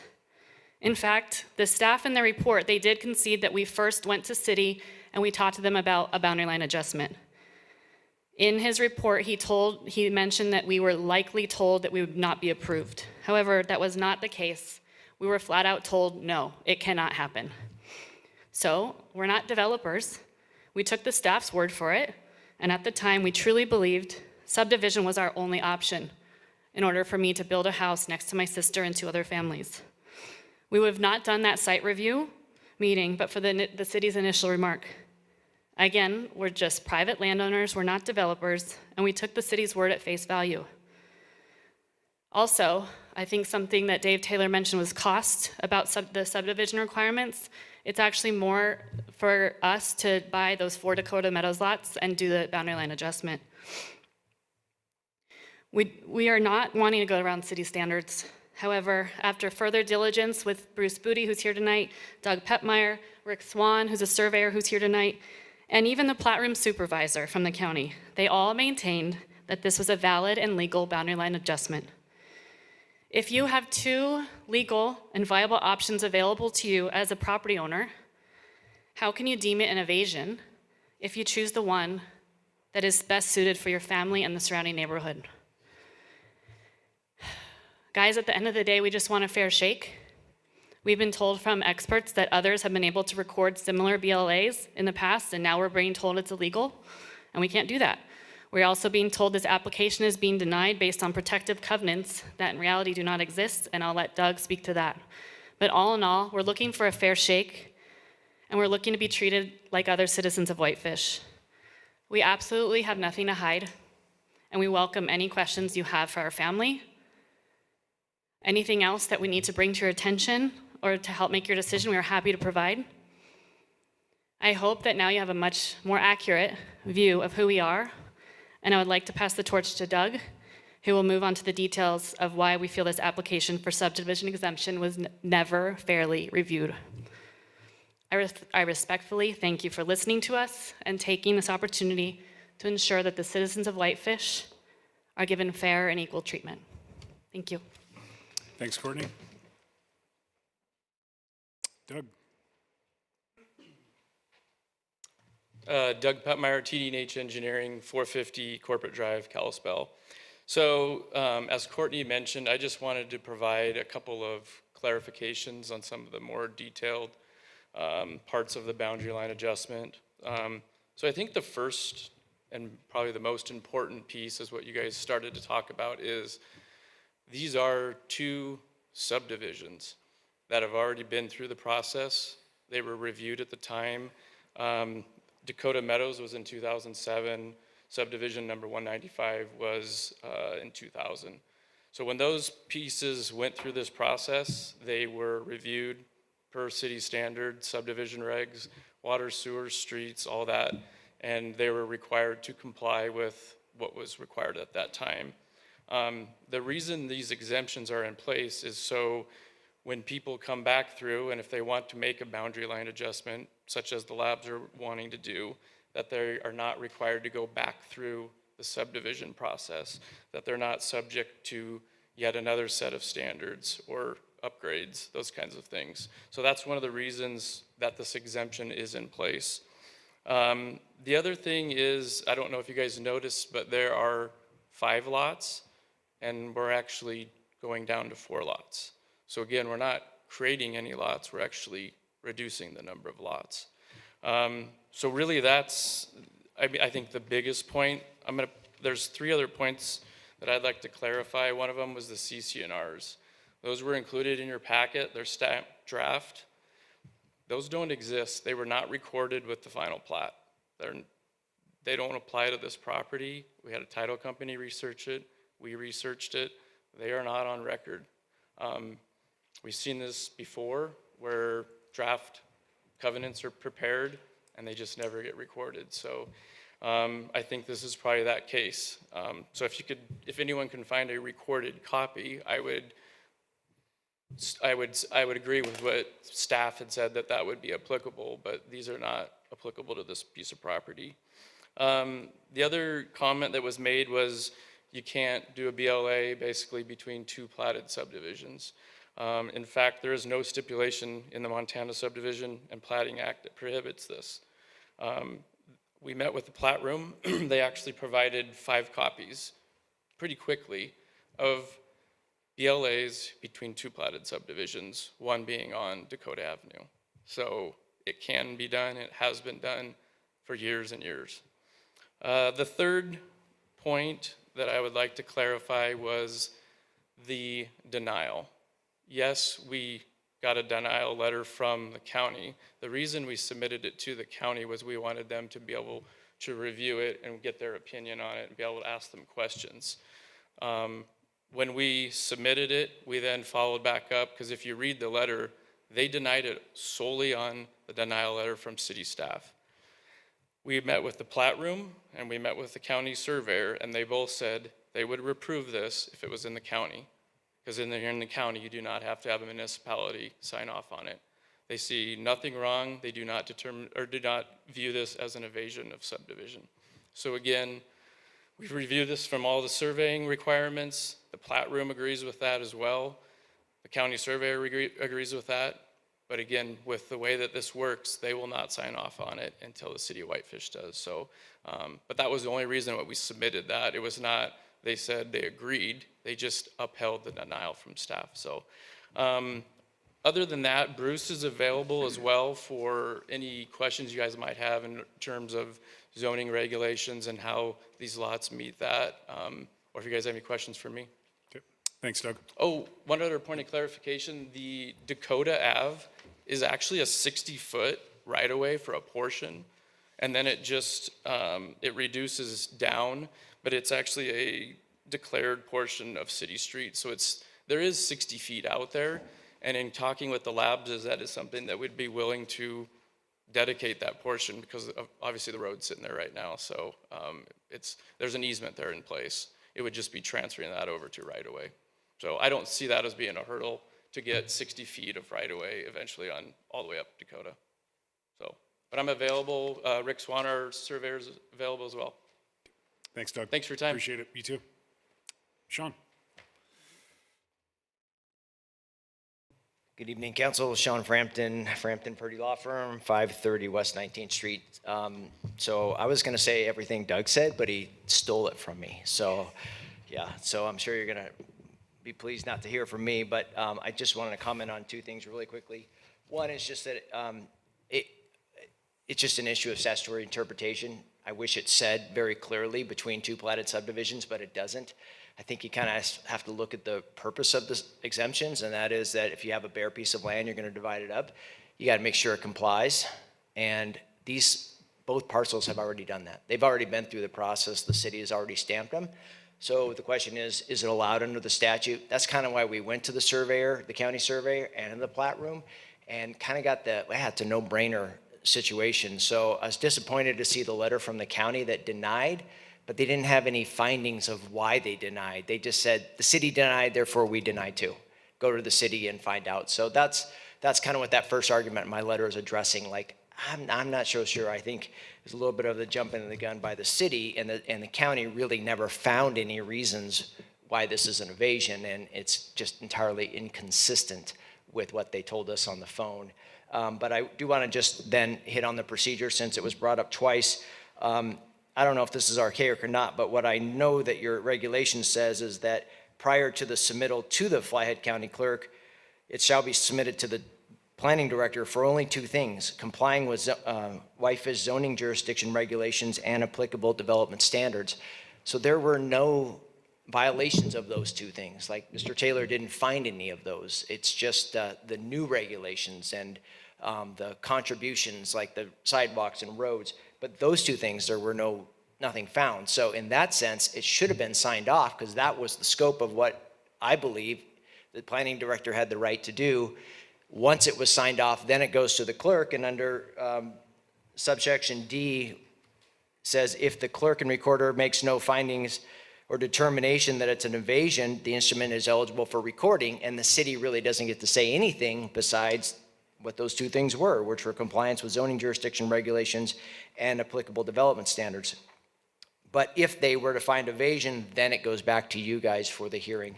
So that's kind of just our position on the procedure, a little bit more fleshed out and just kind of orally so you understand it. But that's what those first couple paragraphs were about, that I think we didn't have anything that said he couldn't have signed off on it. He should have signed off on it. And instead he did an evasion analysis, which then tripped the county to do, basically say, yeah, us too, and then send it back up here. So that's all I got. Thank you. Okay. Thanks, Sean. Appreciate your comments. Anything further, Courtney or Kelly? Thanks. Yes, please. Yep. Neglected to say this, but I also, we've also decided to offer parkland dedication as well. You did not make reference to Marina Crest, however. No.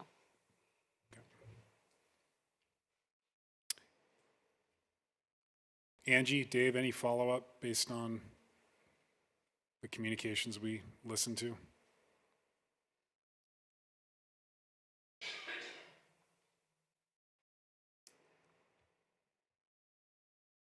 I'll just touch on one thing that Sean said with respect to the statute or the ordinance not saying, specifically calling out BLAs between platted subdivisions.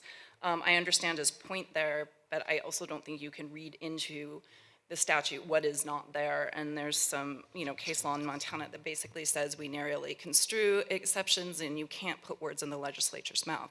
So while I understand the theory that there are already two platted subdivisions, I don't read either our ordinance or Montana state law as allowing BLAs between two platted subdivisions. And be that wrong or right, that's kind of up to the legislature and to the city council that passed the ordinance. So that's the only thing I would say, but I would agree with him that it's kind of a gray area. Question, Angie, if you don't mind, council. If we were to overturn the zoning administrator's decision on this, what legal mechanism could we exercise to require the parkland dedication, the sidewalk, the right-of-way dedication, and the Marina Crest extension? I don't think we have one. Does one exist? No, I don't think one exists unless they were to willing to enter into an agreement with the city to do those, which, they would be free to do, but, the way I read it is if you guys overturn the recommendation of the zoning administrator, it gets recorded. So it would be complete voluntary compliance on behalf of the applicant, so. Okay. John? Councilor Quinnell. Angie, could you come back up for a second, please? I know you just sat down. John, I had my hand up. It was John's fault. If we don't act on this, if we don't act on it tonight, what happens? Does the zoning administrator's decision stand? Does that get overturned? What happens? Steve, I think if you don't act on it tonight, Dave's recommendation stands. Okay. So if we take no action as a council tonight, it stands and then it...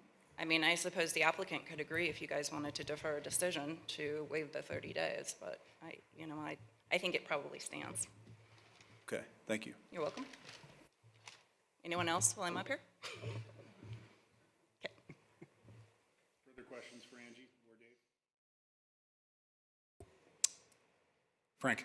Dave, this is a little logical question I've got. If there's no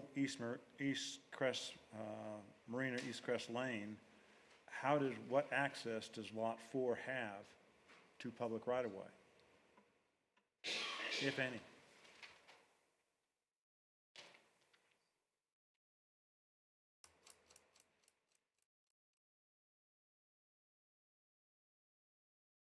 Craig, you can answer it. So, yeah, if you don't mind, I think I'll jump in for that question. Is Lot 4 the large lot? Yeah, so there's still those, they would likely come off of, actually, Michelle, why don't you go back to the, Go up to the plat. I think the aerial might be better, but either way, I think the intention would be to come off of that kind of northeast corner of the existing cul-de-sac. Yeah, to access Lot 4. Because that portion of East Marina Crest is constructed from Dakota to the cul-de-sac. And that is a public road. So that's the southeast corner, right? Well, the southeast corner of the lot. Right. Yeah. Okay. Or I guess southwest corner of the lot would be the northeast corner of the cul-de-sac. Okay. Thank you. Dave, remind me of the zoning on these 4 lots. WR2. What could Those are urban theoretically or hypothetically be developed in terms of density if it was further subdivided? You know, the lot sizes are be similar to the Dakota Meadows. I think those are standard WR2 lots. I haven't done a calculation of the overall site to see how many lots. It's going to depend on how much road infrastructure and all that kind of stuff. but, Approximately. you know, I bet you could probably get 35 homes in there, maybe. Okay.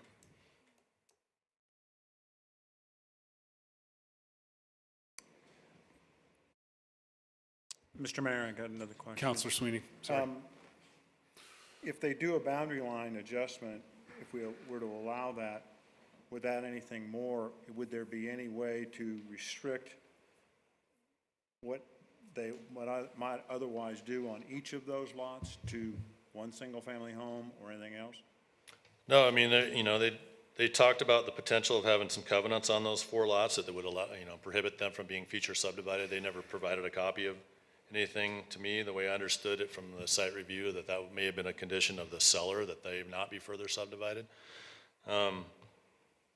But yeah, from our perspective, once that's recorded, we would have no mechanism without those covenants to prohibit those from being further subdivided. And that's one of our concerns, is there'd be no way to provide utilities or access without, you know, the type of grid, you know, road infrastructure that we typically require for that kind of density.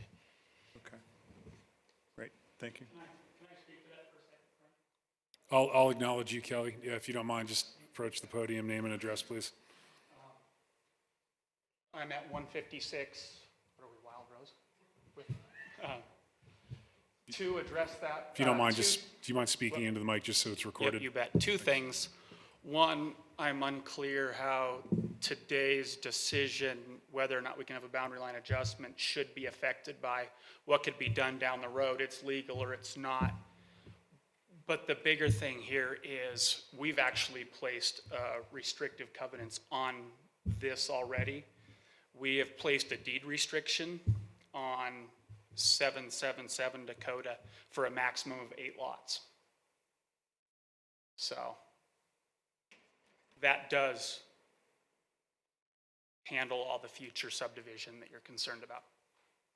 That was something we did because we were looking at this obviously to protect it and not, our interest isn't in monetizing this, so.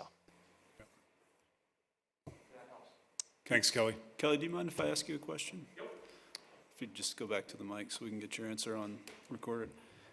I'm just confused why you wouldn't just do just go through the subdivision process. Your wife said it's cheaper to do that. I just don't understand why you guys wouldn't go through that process and you know, and abide by the subdivision regulations that we have. Because we have 2 options, one being a subdivision and one being a boundary line adjustment. And to keep the integrity of this neighborhood, we feel that we would be, if we were forced into some of those other issues we had to, we would have to further subdivide it. And that's when it becomes just another grid neighborhood, which isn't what we wanted. We don't want high density.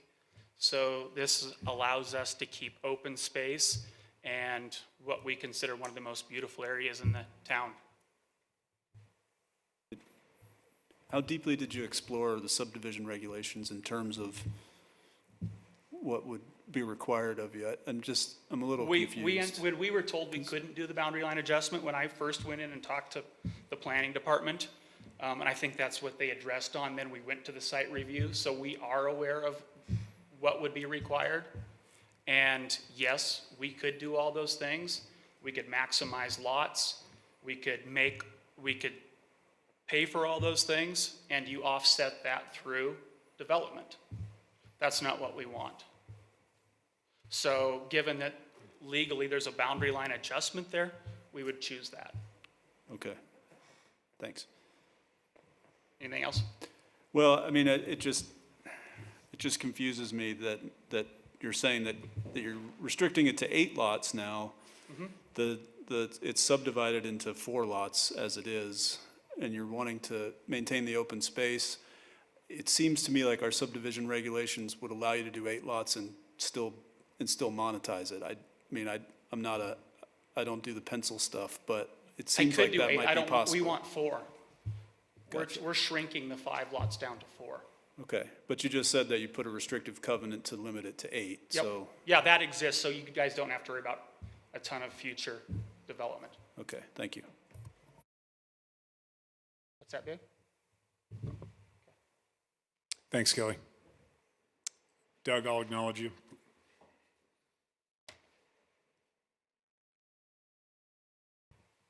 Just one other, I guess, maybe something to address Steve's concern. If, let's say, they did want to subdivide, they'd have to go through the subdivision process. Even if they split one of those lots, it's a major subdivision. So at that point, you guys have, they would have to comply with everything. So even if it was deed restricted to 5, if they even want to create 1 lot, they go through the major subdivision. So I think that's still addressed even with the 8. Right. Okay. Yep. Good point, Doug. Thanks. Did you have something to add? Yes.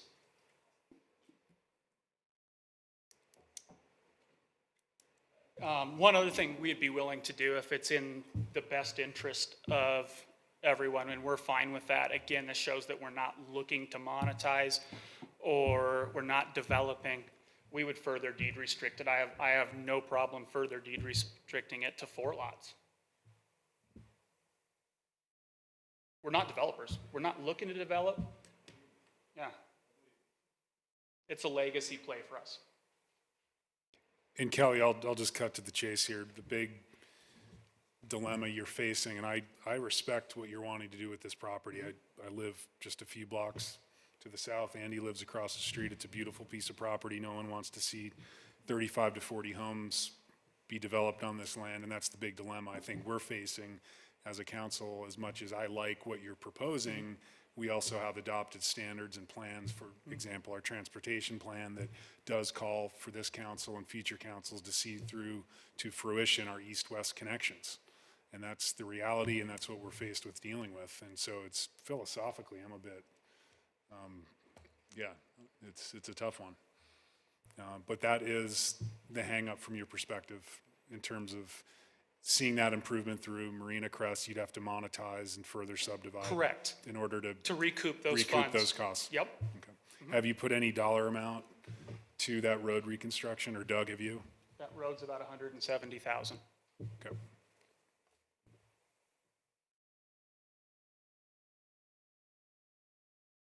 Thanks. Yep.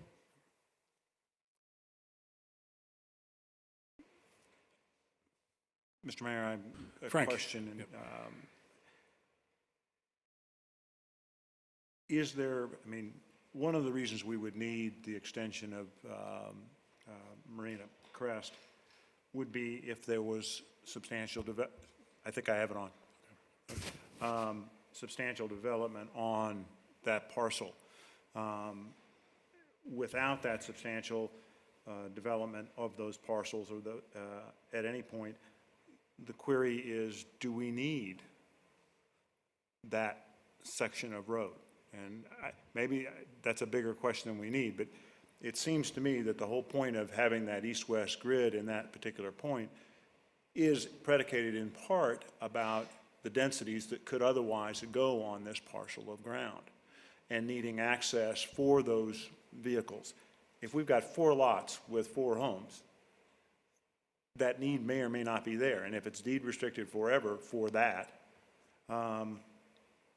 is that a possibility? And then the other question is that, develop it as is and or ask for a dedication of the right-of-way or an easement for the right-of-way as part of the approval of this, with the idea that we won't require them to build it unless and if at some point in the future those lots are otherwise developed.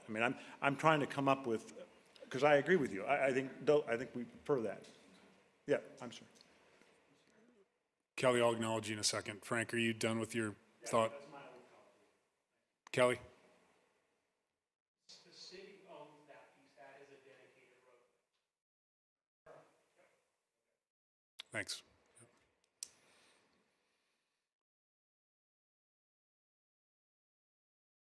I will add that when we considered the quarry development, the biggest concern, the largest voiced concern from the neighbors in that area was that they were going to use the future extension of Marina Crest to egress onto Dakota, which is a substandard street, is particularly when you travel south, and that traffic and those vehicle trips would route onto Dakota and either head to Skiles or further south to Edgewood to the traffic light in order to route onto Wisconsin Avenue. And it was a very significant concern raised by the neighbors during that approval process. Or Angie or Dave, if you guys have a second. If the applicant does go through the subdivision process, and let's say we determine that Marina Crest extension is not something we really need, is there a mechanism to allow variances to that requirement, for example, and not others?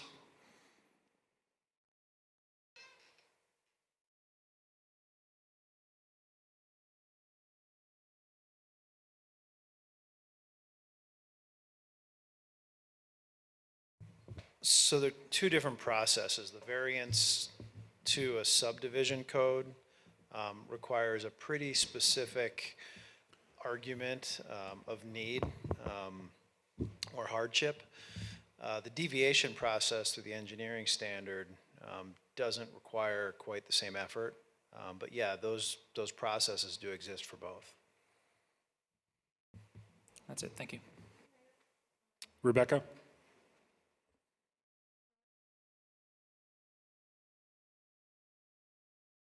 Other thing that we're trying to get to with connectivity through our transportation plan is safety.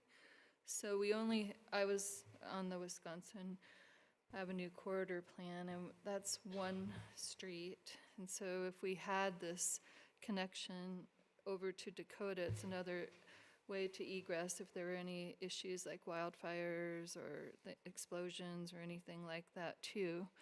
Is that part of our transportation planning as well? Well, yeah, sure. It's definitely one of the pillars that any transportation plan is gonna sit on is connectivity and ingress, egress, and the ability to access emergency situations like a wildfire or somebody in medical distress. So creating that grid network and allowing additional points of access to Wisconsin or Dakota were described in the transportation plan. Anything further for staff from the council?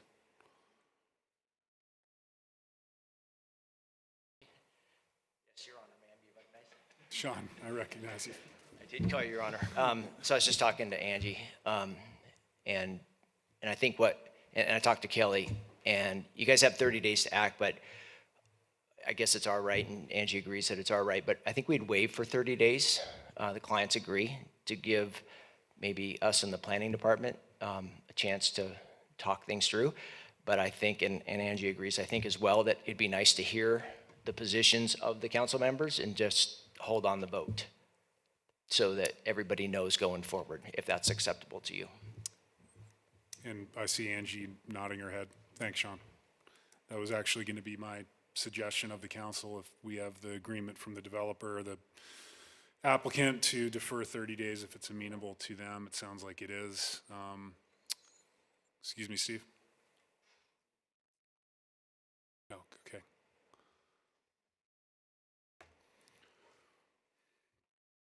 I think there was a question earlier, how can you legally enforce some of the things that we've said tonight that we would work with the city to do, and we are absolutely willing to do whatever you guys feel comfortable That would be the in terms purpose of of an the agreement. 30-day. So, Yep. yeah, thank you. Absolutely. Thanks, Courtney. Let's try to move this forward. Is there any direction from the council? Andy? I guess just a couple of comments. I've lived on Pack Rat Lane for 31 years. My dogs have pooped in that ditch a lot, and so I know it very well, very intimately. I've been out on my knees with my hands in the grass in a bag, so I get it. I think you guys are trying to do the right thing here, and as the mayor said, we have some statutes that sit in front of us that our staff is telling us this is the way it works, and we have to kind of balance those things. I'd be very comfortable if you guys are willing to kind of get some things in writing, and I'm a little on the murky side because in 21 plus years of sitting up here, we've never had to do one like this, so I'm not exactly sure the legal grounds. I don't always agree with Sean, but I have to agree with him on this one, that I think there's some grayness in there between the left and the right, the two different subdivisions, because I think there probably is some things out there. I also agree with Angie that we can't just apply those broadly necessarily. So, but we do know from what happened at the quarry that the biggest concern there literally was the extension of Marina Crest Drive, and it was the traffic coming out of a potential subdivision here, and that using Dakota. We heard everything from making Dakota a one-way to, not allowing anything to ever happen there. So, and I might be being a little selfish here because I do live in that neighborhood and I understand it very well, but I think it would be the best treatment for that property, and I think if, the applicants could certainly come up with something that would be palatable to this council, I would be more than willing to entertain that and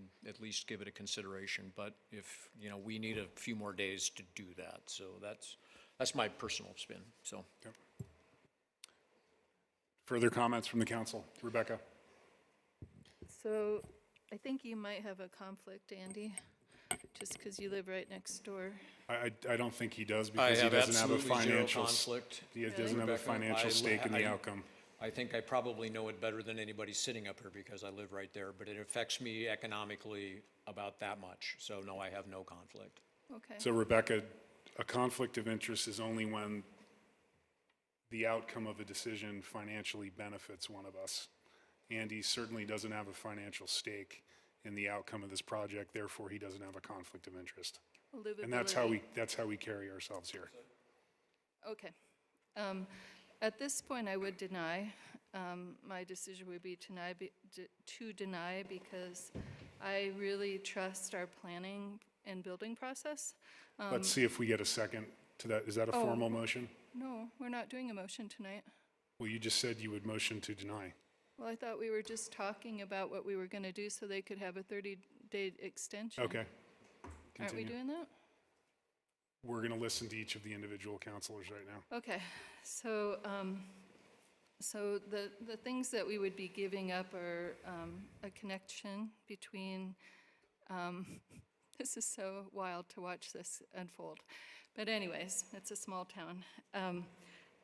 I really believe that we need to have more connectivity with the transportation plan. So I think we really need to look at whether or not we're willing to give up a street that we have on our maps.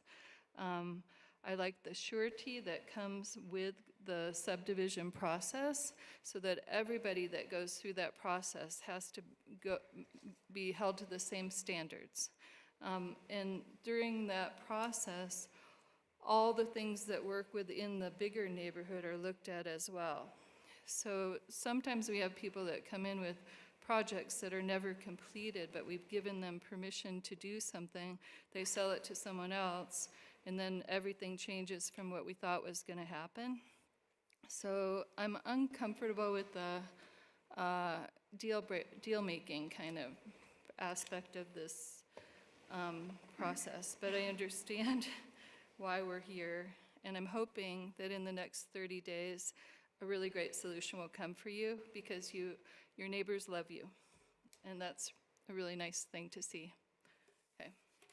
Thanks, Rebecca. Andy, we heard your thoughts. Anything further? Okay. Ryan? I would say that I'm leaning towards voting for reversal of the planning department's findings, but it's tough to do that without anything in writing. So I'm in favor of waiting another 30 days and seeing what they come up with. Okay, thanks, Ryan. Ben? Yeah, I think this is a really tough one. I think I struggle a little bit with us requiring certain things of every other development. I know this isn't a development, or every other expansion of a use of a piece of land, and not in this case. But I also understand Marina Crest Road may not be high on our priority list of things that are needed. I am kind of curious about the middle ground and if that's something that is worth doing. But I do think I drove by it, and I felt that I saw several people walking down the street down there in Dakota. I think a sidewalk would be really helpful there. I also do feel like taking this land and using it in this way does actually impact the affordable housing in our town, because it's land that would otherwise be used for affordable housing, and so, or for more housing, I would say. So I do feel like that particular requirement is there also for a reason. So the road I'm not quite as sure about, but I think the other items that would ordinarily be required in a subdivision are something that would be useful in this particular case. So those are my feelings. Thanks, Ben. Frank? I too am very grateful that we might be able to have another 30 days to look at this. The key things for me to be, as we're looking at this, is the restriction to 4 lots, and that those lots will be only developed with single-family homes. The benefit to this community of this kind of development is, in fact, the reduction in density. One of the things that's concerned me for some time, Ben, I appreciate the affordable housing, is that we are looking at this city as someplace that we have to have density everywhere. That's not what it has to have. And quite frankly, it's not why most people come here. They like the open space, and I think that's a huge community benefit for us. And to forego the actual development of Marina Crest at this particular point, to allow this, knowing that we have the right-of-way, and if those lots were really further developed in any further density beyond the 1 home on each lot, that we would have an opportunity to fix that. And I think we're going to get, if the proposal is right and it's in writing, we're going to get the right-of-way we need on Dakota and the sidewalk. And so we're not missing much on this deal, and gaining an awful lot, in my view. So if we can get some of the commitments in writing as part of this process, I would certainly support a denial, or not a denial, but a reversal of the planning director's decision. Thanks, Frank. Steve? Thank you. Yeah, I agree with Frank. I think the things that we need to consider, we need to make sure that the right-of-way is there on, I forgot, Marina Crest. We need to make sure that we have the right-of-way on Dakota. I think we need to look at Parkland, but it sounds like you're interested in that, so that's good. And it took me a while to wrap my head around the idea that if any of these 4 lots goes into if somebody tries to subdivide, it's a major subdivision, so then our regulations kick in. I always get heartburn when we look at lots. These aren't new lots necessarily, but I always do get heartburn when we don't have any we don't get anything back in terms of affordable housing, like truly affordable housing. And I don't know that that is a requirement at this point. So, so those other things are the things that I think we need to have the deals on. But, and I think a couple of them are already taken care of. So, so I would support reversing the decision once we get those things hammered out. Great. Thanks, Steve. This is one part of the job that I love, is when we can come together as a small town and find solutions that work for everyone, and I think tonight's an example of that. So I really encourage Sean, you to work with Angie and the planning staff, and of course the applicants, to come to a solution that works best for the city as well as the neighbors. And with that said, since I have both attorneys in the room, are we on solid footing that we have approval for a 30-day extension? Yes. On the record? Yes. Okay. Thanks very much for everyone for coming out tonight. Yep, appreciate it. We're going to go ahead and recess for about 5 minutes. We'll reconvene at 9:25.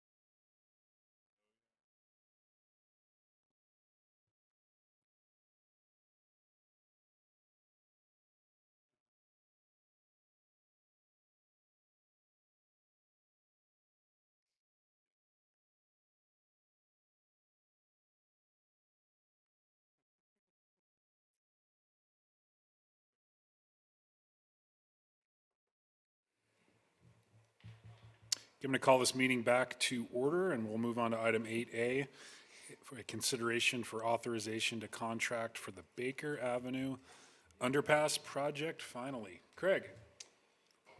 Excellent. With council's permission, I'll expedite this staff report. I think we've all spent quite a bit of time talking about the Baker Avenue Underpass, and so I'll kind of cut to the chase on this one and jump right into the current report. But I think, as everybody knows, in order to get this project paid with TIF funds, we need to have a contract in place in the next month. And so we were able to work pretty quickly with a rather robust public process to get this project designed and out to bid.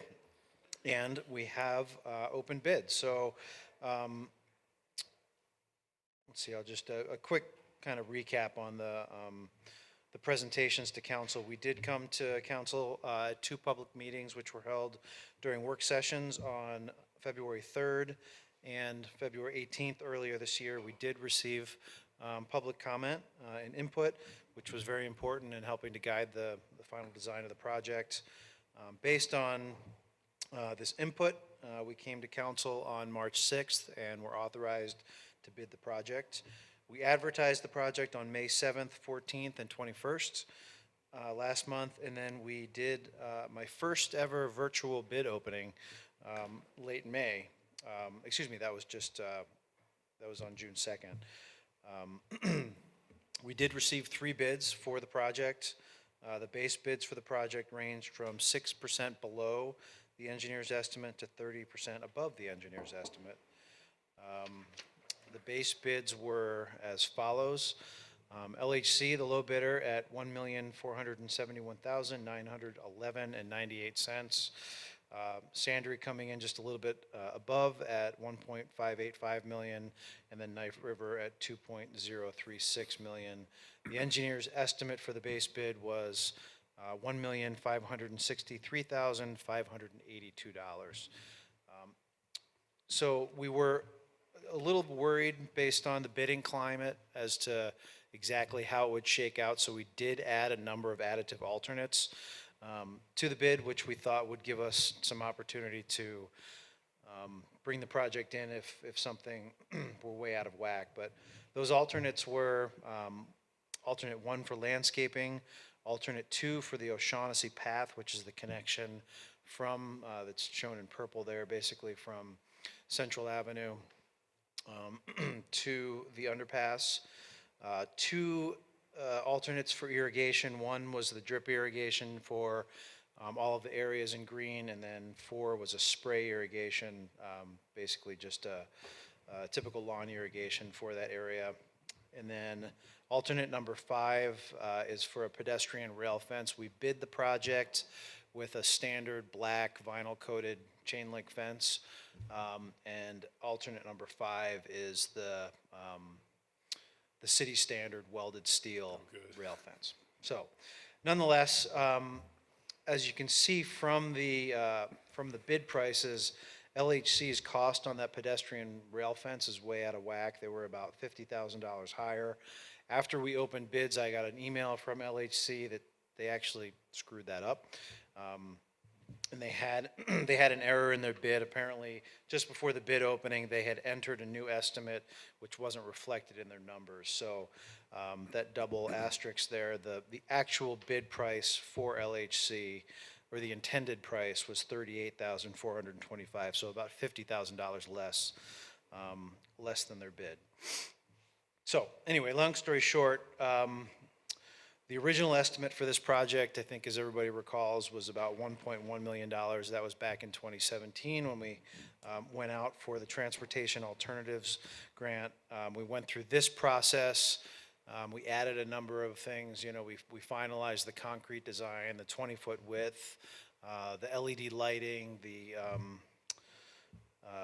more substantial wing walls with the ready rock block, the camera system, et cetera. And so we anticipated this project with all of that to come in at about $1.6 million, which is where we are. So I'm excited for that. Staff does not recommend the spray irrigation, but we do recommend the other 4 bid alternatives. In speaking with Parks Department, they would much rather not have another irrigation zone to deal with. We feel like we can seed the area, water it, for the first couple months, get it established, and then it does not need to be another irrigation zone. So with all that said, the total amount of LHC's bid with 1, 2, 3, and 5, alternates 1, 2, 3, and the revised 5, is $1,654,479.45. In order for this to work out, we do need to award the project at the actual bid price. But then with that, we would do an immediate change order for that correction. So it's our recommendation as staff that council accept the bids and award the project to LHC in the amount of $1,714,213.09. That does include all the four bid alternates at the bid price. And then with that award, we would do a change order, which the city manager would sign to bring it down to that 1.6 million. So what I'm recommending council do tonight is to award the bid at that $1.7 million number. And if that's not confusing enough, I'm sure I could confuse you more. Makes sense, Craig. Any questions for Craig on his staff report? Frank? Craig, you say we're not doing spray irrigation, but we are taking drip irrigation, and yet you say we're just... Microphone, Frank? It's on. I know, but just pull it towards you. What are you talking about? So we are irrigating it. It's yeah, going to have drip we're irrigation. irrigating, and we're irrigating to make sure that the plant, the trees and the shrubs and the plants that need the lower impact irrigation will still survive.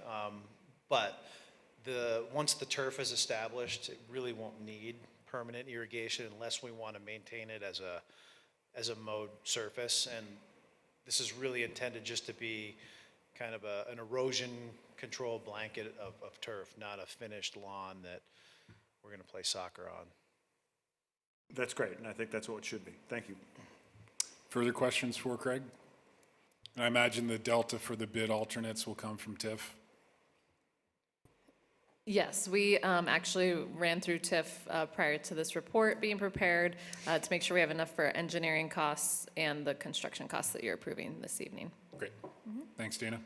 We'll need a motion to approve. I would award. make a motion. Randy? I would make a motion that we award the contract for the underpass under the viaduct, finally, and that will go to LHC in the amount of $1,714,213.09. I love the 9 cents. I think we should have beat them down on that part. And that will include bid alternatives 1, 2, 3, and 5, and then a change order will be issued and executed by the city manager, reducing project total of $1,654,479.45. Thank you, Andy. Is there a second to the motion? I'll second. Seconded by Councilor Sweeney. Further discussion? All those in favor, please raise your hand. Those opposed, like sign, and that motion carries unanimously. Thanks, Craig. And thank you. I don't know if Maria's here. There she is. Good work. We'll move on to item 9A. You have Angie's written report regarding the necessary repairs to the Whitefish Community Center, and we'll need a motion to allow those repairs to proceed. Angie. Okay, so I'll make it pretty quick. So as you guys are all well aware, construction on the building located at the corner of O'Brien and East 2nd, which we approved through a CUP, began well over 2 years ago. Unfortunately, the building began sinking when it was partially completed and has sat there, as you are all probably painfully aware. In the process of sinking, it also caused some damage to the community center, which is located adjacent to it. The community center is actually owned by Flathead County, but we own the land underlying it. So the good news is that the parties have almost got to the point of settlement, which hopefully means that that construction can continue. I did speak with the attorney for 139 Lofts, which is the owner of the building, and Momquist does expect the repairs to the construction to the building to be done by the end of the year. So that's the good news. I guess another part of the good news is that they included the county on a different settlement. The settlement between the actual parties is confidential, so I have no idea what the terms of that were. In essence, they would like the city to sign off on their settlement agreement because they intend to install piers, and it's into our property as well. The way I understand the settlement is basically they're going to pay $177,000. It's going to go in a trust, and then they're going to finish the repairs. The release basically, and why I kind of wanted your guys' input on the release is I know that a idea had been floated by our former city manager. I don't know if he'd ever spoken with any of you about it, but he did speak with staff about at some point moving the community center and buying that land for development or parkland or something. So I wasn't quite sure how many of you he'd spoken to about, so we thought it would be a good idea to have council approval of this infrastructure in our land. What the release does not do is release Malmquist, Slopeside, or Archer from any negligence or any claims that arise out of their actual repair of the building. I wouldn't have felt comfortable releasing them from all claims when the work has not yet been done. So staff does recommend that the council authorize Dana to sign the settlement agreement when it's in its complete form. I will tell you that the agreement that I provided to you is a draft, but the attorneys assure me they're most of the way there. So I can answer any questions you might have. Thanks, Ange. Any questions for Angie? Ben? Hey,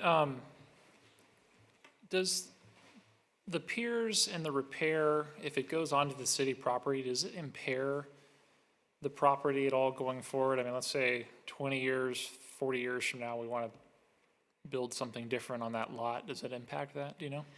Actually, that might, and I hate to put Craig on the spot, but that might, I don't know, Ben, I just don't know enough about, I know they go into the property, so I don't know if they can come They out are of the on the property. city property. Yes, they will Okay. be. And that's why they're paying us.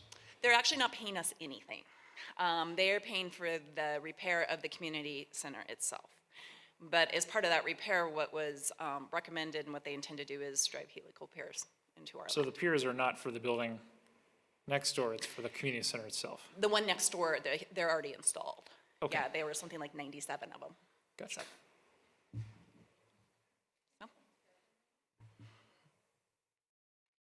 Further questions for Ange?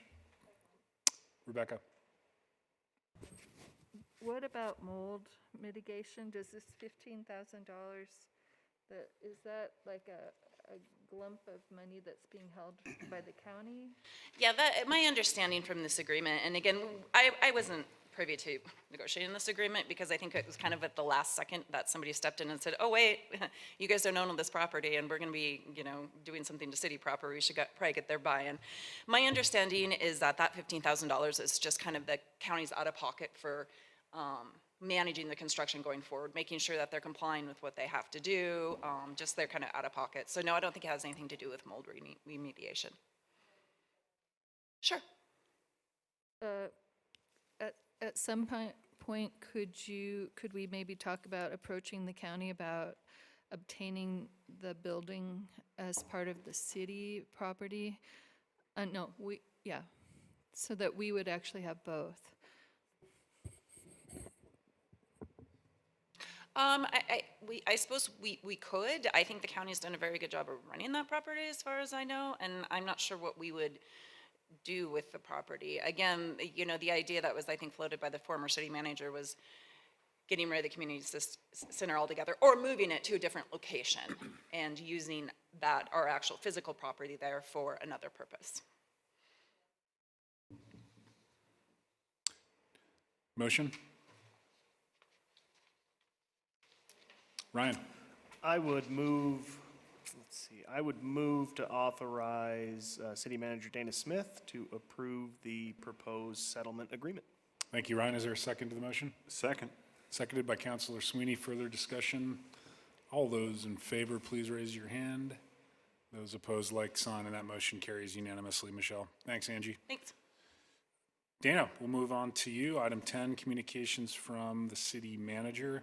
You have Dana's report enclosed with the packet. Any questions for Dana on her report?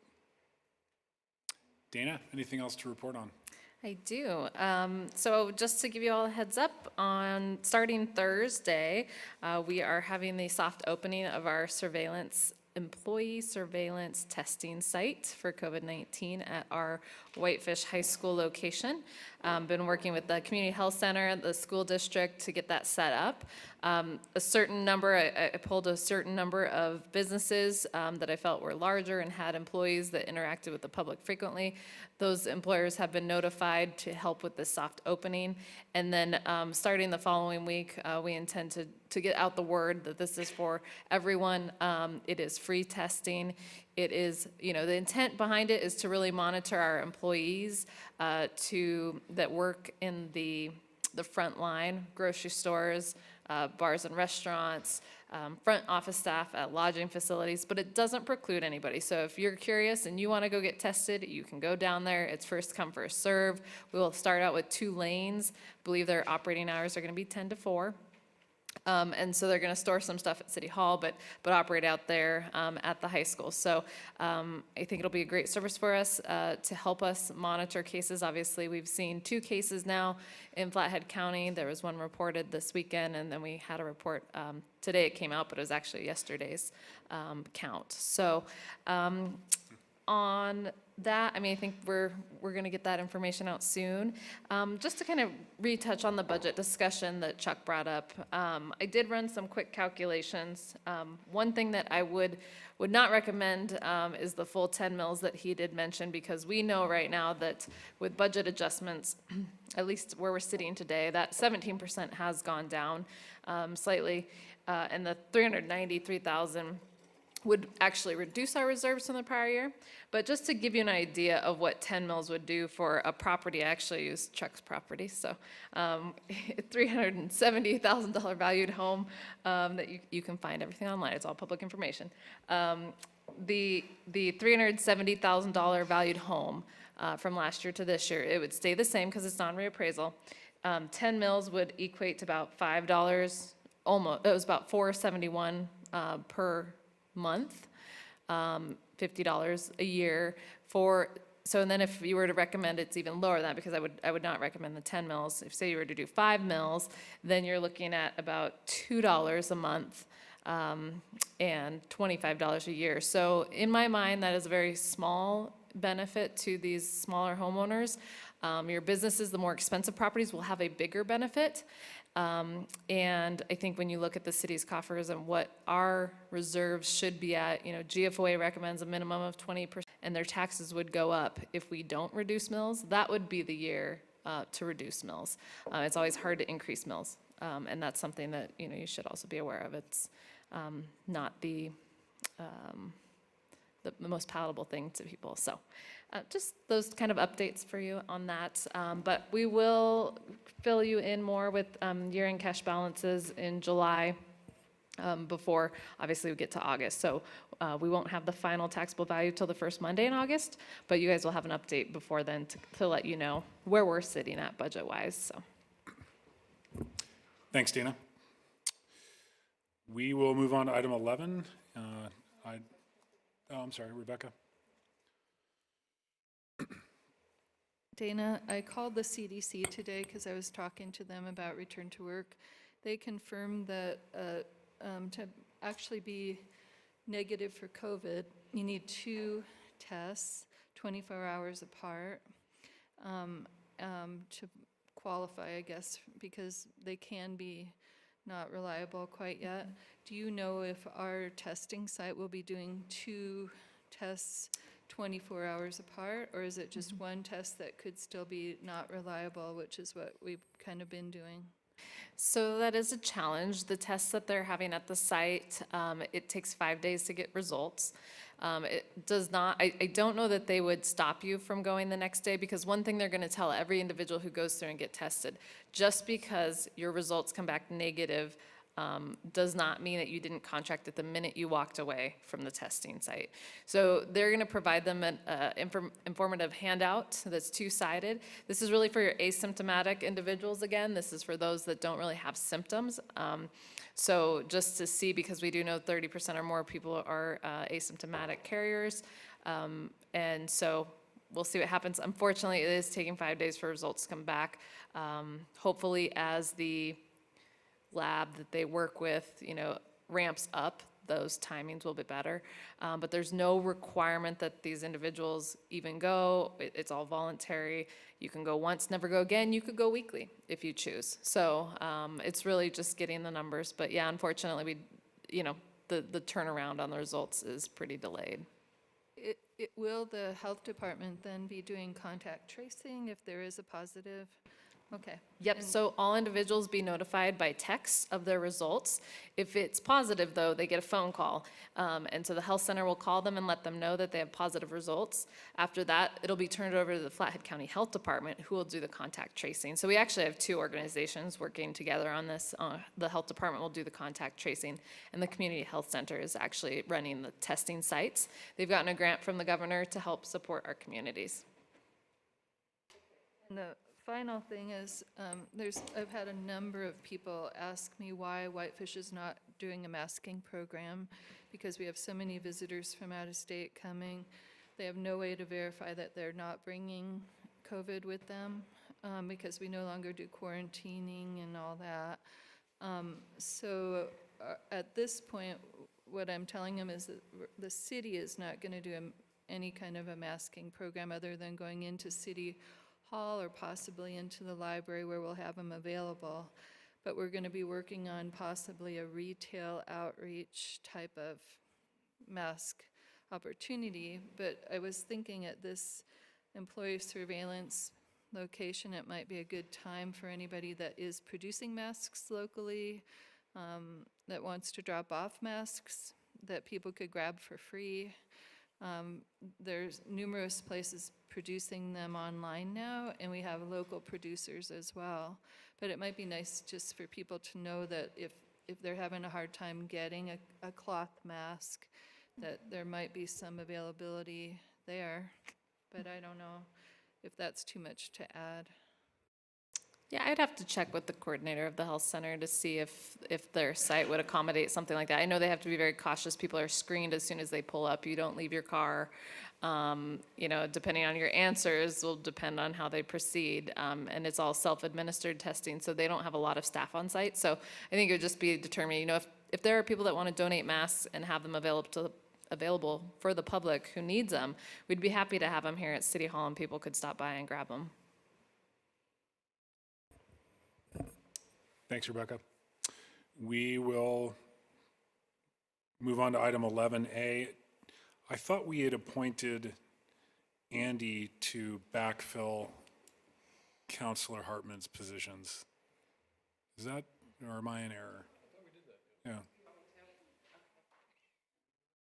I kind of feel like this one might be a little bit of my fault because you did ask me what the commitment time was, but I misunderstood. So just to clarify, there is a ops committee that meets monthly. Then there's an LLAC committee that's quarterly. We have 2 people on LLAC, 1 person on ops. So I had understood that Andy was an alternate. So then I assumed that Steve was the regular ops person.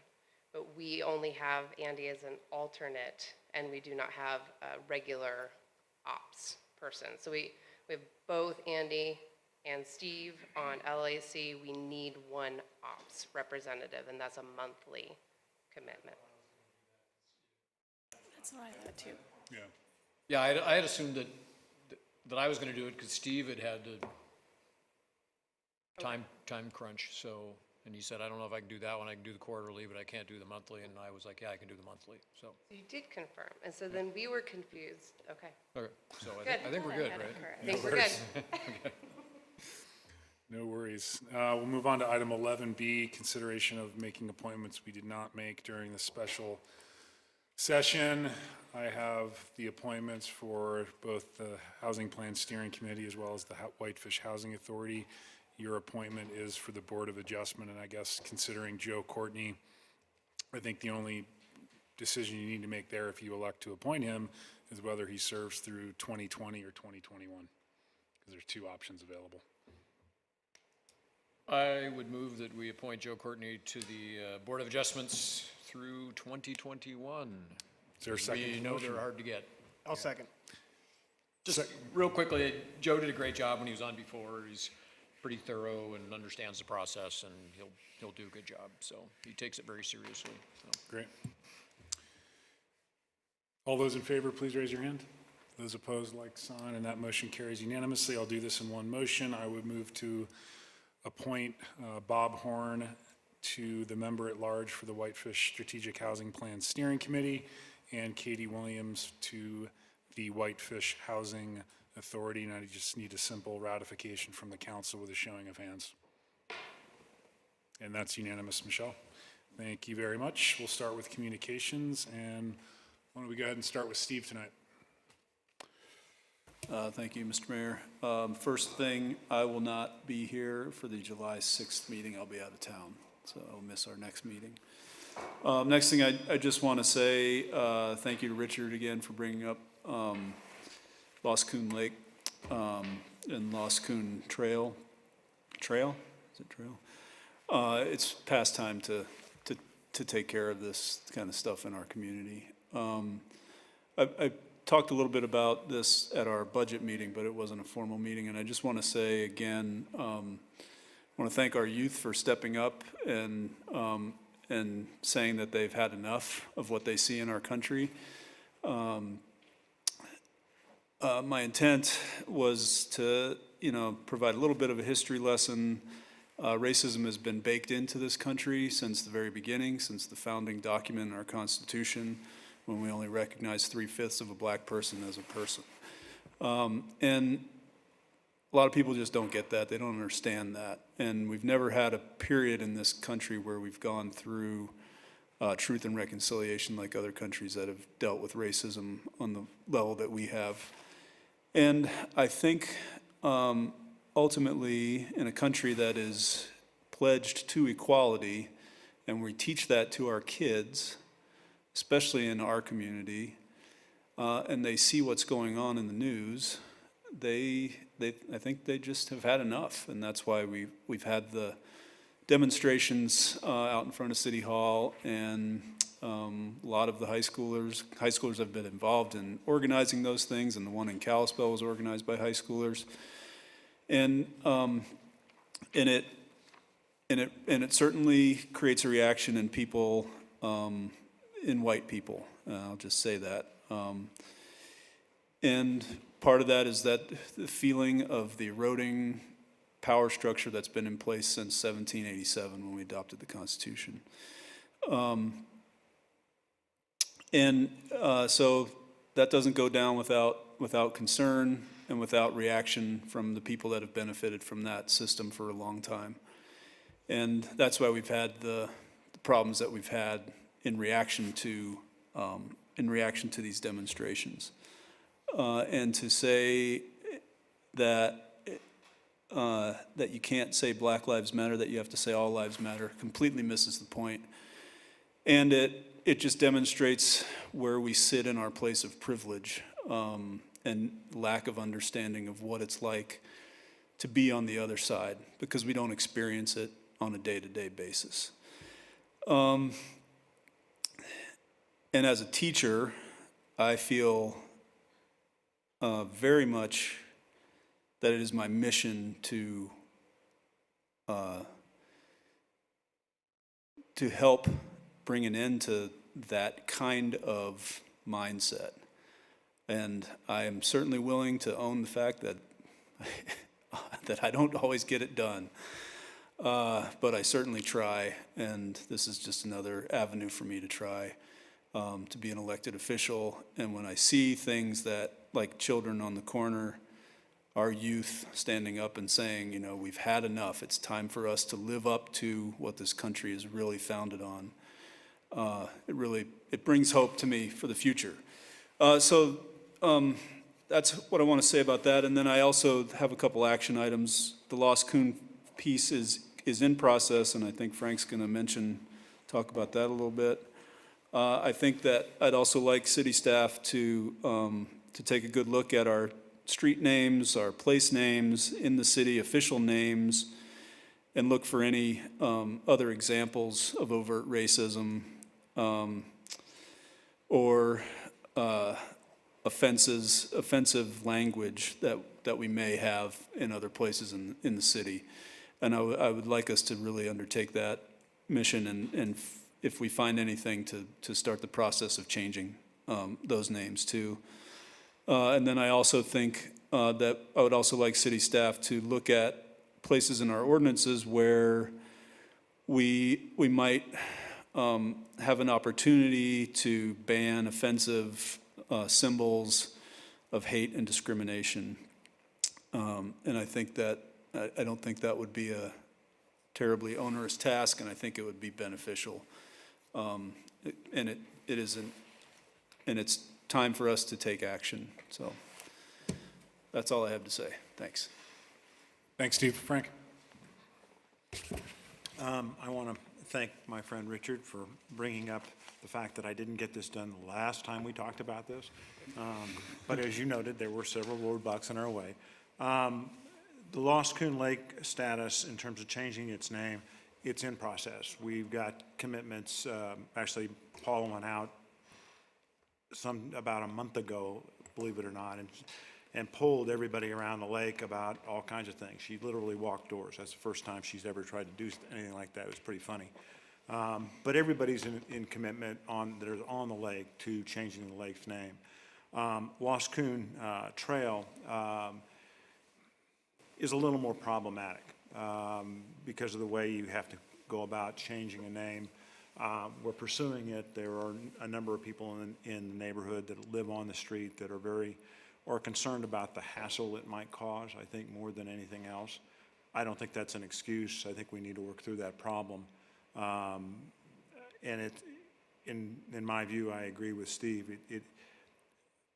The naming of that lake and the naming of that street was too cute by twice. It was ridiculous. Why, even at that day and time, we thought that was, they would have thought that's okay. I am also quite pleased to know that Don Jensen is the one that proposed to change that or deal with that because he actually built my house. And I'm living in the first house he built on that lake. The other thing, and for Richard, you are wrong actually about the maps. I found out about that lake and the name of it after we had moved here. We were living on the lake. I was down in Kalispell one day at a boat shop buying canoes. I look on the wall, and there's this map with all these lakes on it. I'm looking down there, and I'm looking, oh, there's our lake. What does that say? It actually said lake. It was startling. I had no idea at the time or before that happened. So again, I appreciate this. We need to make a change. I am working with my neighbors and cajoling to see we can make sure we can get the majority of those on the street to, in fact, support a change name. But that remains a work in progress. And it's a county road, and so we as a city don't get to control whether that name gets changed, which is a tough deal. But anyway, that's the status on that particular matter. Thank you. Thanks, Frank. Ben? Yeah, I just want to thank you guys for your eloquent comments on some of the recent events. I just wanted to say I'm deeply disturbed by the fact that Whitefish is in the news, national news again, over the actions of one individual who could not be any less reflective of this community. And so, while I'm disturbed by that, I'm also encouraged by the young woman who stood up to him and also the other young folks out there advocating for change on an important issue. So that, at least there's a silver lining to that. It is my opinion, and I think would be echoed by most folks here, that that name of that lake should absolutely change. It should have been done a long time ago, and I hope we get that done. I also wanted to make a quick comment on the deer management presentation. I felt like that was interesting, and I feel like it might be something we could look further into because you know, one day they may find one of those deer here, and I feel like it'd be nice to already have a plan in place of how we manage, how we test, And there does seem like there is a lot of deer around, and, but it'd be nice to maybe quantify it and understand if there's something we should be doing. So that's all I have to say. Thanks, Ben. Ryan? Richard, thank you for your words on the lake. I think it's well past time to change the name of the lake. Whatever I need to do, whatever I need to sign, I'm on board. I'll comment briefly on kind of what Steve said about George Floyd and what happened in the Twin Cities. I know I've personally kind of used it as, it really just energized me. I have times where I'm just sick of fighting and I feel like I'm banging my head up against the wall, and I've had a lot of time to think about it, and and I'm still pissed off, and I do have that fire in my belly, and I'm going to continue fighting. And I think it is encouraging that we see young kids stepping up and willing to stand on the front line. And at the same time, I will say a lot of credit should go out to Chief Dial and the Whitefish PD, because that situation was a powder keg. And a lesser police department could have completely botched that thing, and we could have had a dead body on our hands easily. So I think a lot of credit is due to Chief Dial and to Whitefish PD. But yeah, I would just encourage people just to keep fighting and don't give up. I'm not going to. Thanks, Ryan. Andy? Just a couple things. I want to thank Chief Dial, as long as everybody's thanking you. I really did appreciate your memo to us the other day. That was awesome, and I shared that with a number of people.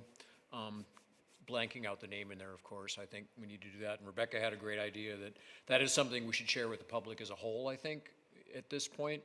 Deleting the names that are in there, I think Rebecca was right on the money with that, and whether that goes up on the website or not. But I think it does show what we do as a police department here, and I think that's really important. And it brings me to my next thing, because I had an encounter with the police the other night when we had bears in our neighborhood. And one of our neighbors decided, and this is a caution to everybody out there that's listening, there's I believe about 14 bears in town right now. Fish, Wildlife, and Parks is running around trying to deal with them. People have somehow mistaken bear spray for off, and they go out on their decks and spray it around thinking it's going to make the bears go away. And what happened at my neighbor's house the other day is one of the neighbors went out and thought that was going to work, and they sprayed it. Well, the house up the hill had all its windows open, and there was a west wind. And well, guess what? Their house filled up with pepper spray, and they came out with eyes burning and coughing and looking at me thinking I'd done it because I was talking to the officer, and they figured out that it wasn't actually me. And then I saw the neighbor kid, and she was walking the dog, and I said, you need to be careful, there's two bears here right now. Well, they were on our deck, and my dad went out and sprayed pepper spray. I'm like going, oh. Because Fish, Wildlife, and Parks will tell you that it is ultimately an attractant. Yes, we don't snort pepper, but we do put it on our food, and bears are kind of the same thing. And once it's out, they'll actually come around, and they're going to want to roll in it, and it makes their greens, Cajun style. So people don't spray bear spray in neighborhoods. It's really not a good idea. So that we might want to put in a PSA too. So anyway. I'll let you do that one. Rebecca? Again, thank you, Chief Dial, for all your years of service and for reassuring council that we're all doing the right thing in our town. It's been a very, very intense 3 weeks for the nation and the world, kind of a time of reckoning. And so one of the best things about being part of a small town is feeling we have this enormous heart for anybody that's suffering. So I just would like people to remember too that if someone acts out like that in public, they are suffering too. And so we can hopefully hold them up to becoming their better self. And that's what we'll be expecting in the future. So if you're a praying person, make sure you pray for everybody involved. Because sometimes the worst times of our lives become a transformative moment where we're actually called to make amends and rise up to something better. I think we're doing that as a nation, and I think certain individuals are doing that right now too. And so even when we're in conflict, like it appears, like one of our speakers said today, that we're intentionally being divided, you can still choose to look at the world that way, or you can actually choose to see what commonalities you have and maintain that at all costs. And I really feel like in our town we do that over and over again. And we always come back as a community that loves each other, and we care deeply about each other, and we don't really punish each other. We actually wait for a better day, and then we celebrate our victories over the low times. And so we've been challenged quite a bit in the last few years with racism, white supremacy. Now we've got a pandemic. But you know, we're supposed to be growing through these things. We're evolving as human beings, and we're evolving as a community. We're evolving as a nation.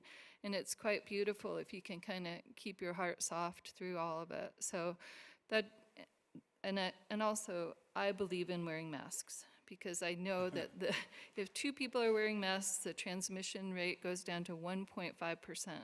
So keep up your pandemic precautions as a sign of love for your community.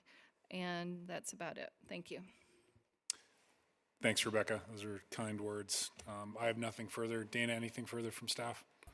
Yeah, I just wanted some clarification on Steve's comments and action items, just to make sure that we have a consensus of the council that we're going to look into our code, and if not in their draft language, to ban offensive displays of racism. Is that did I write that down right?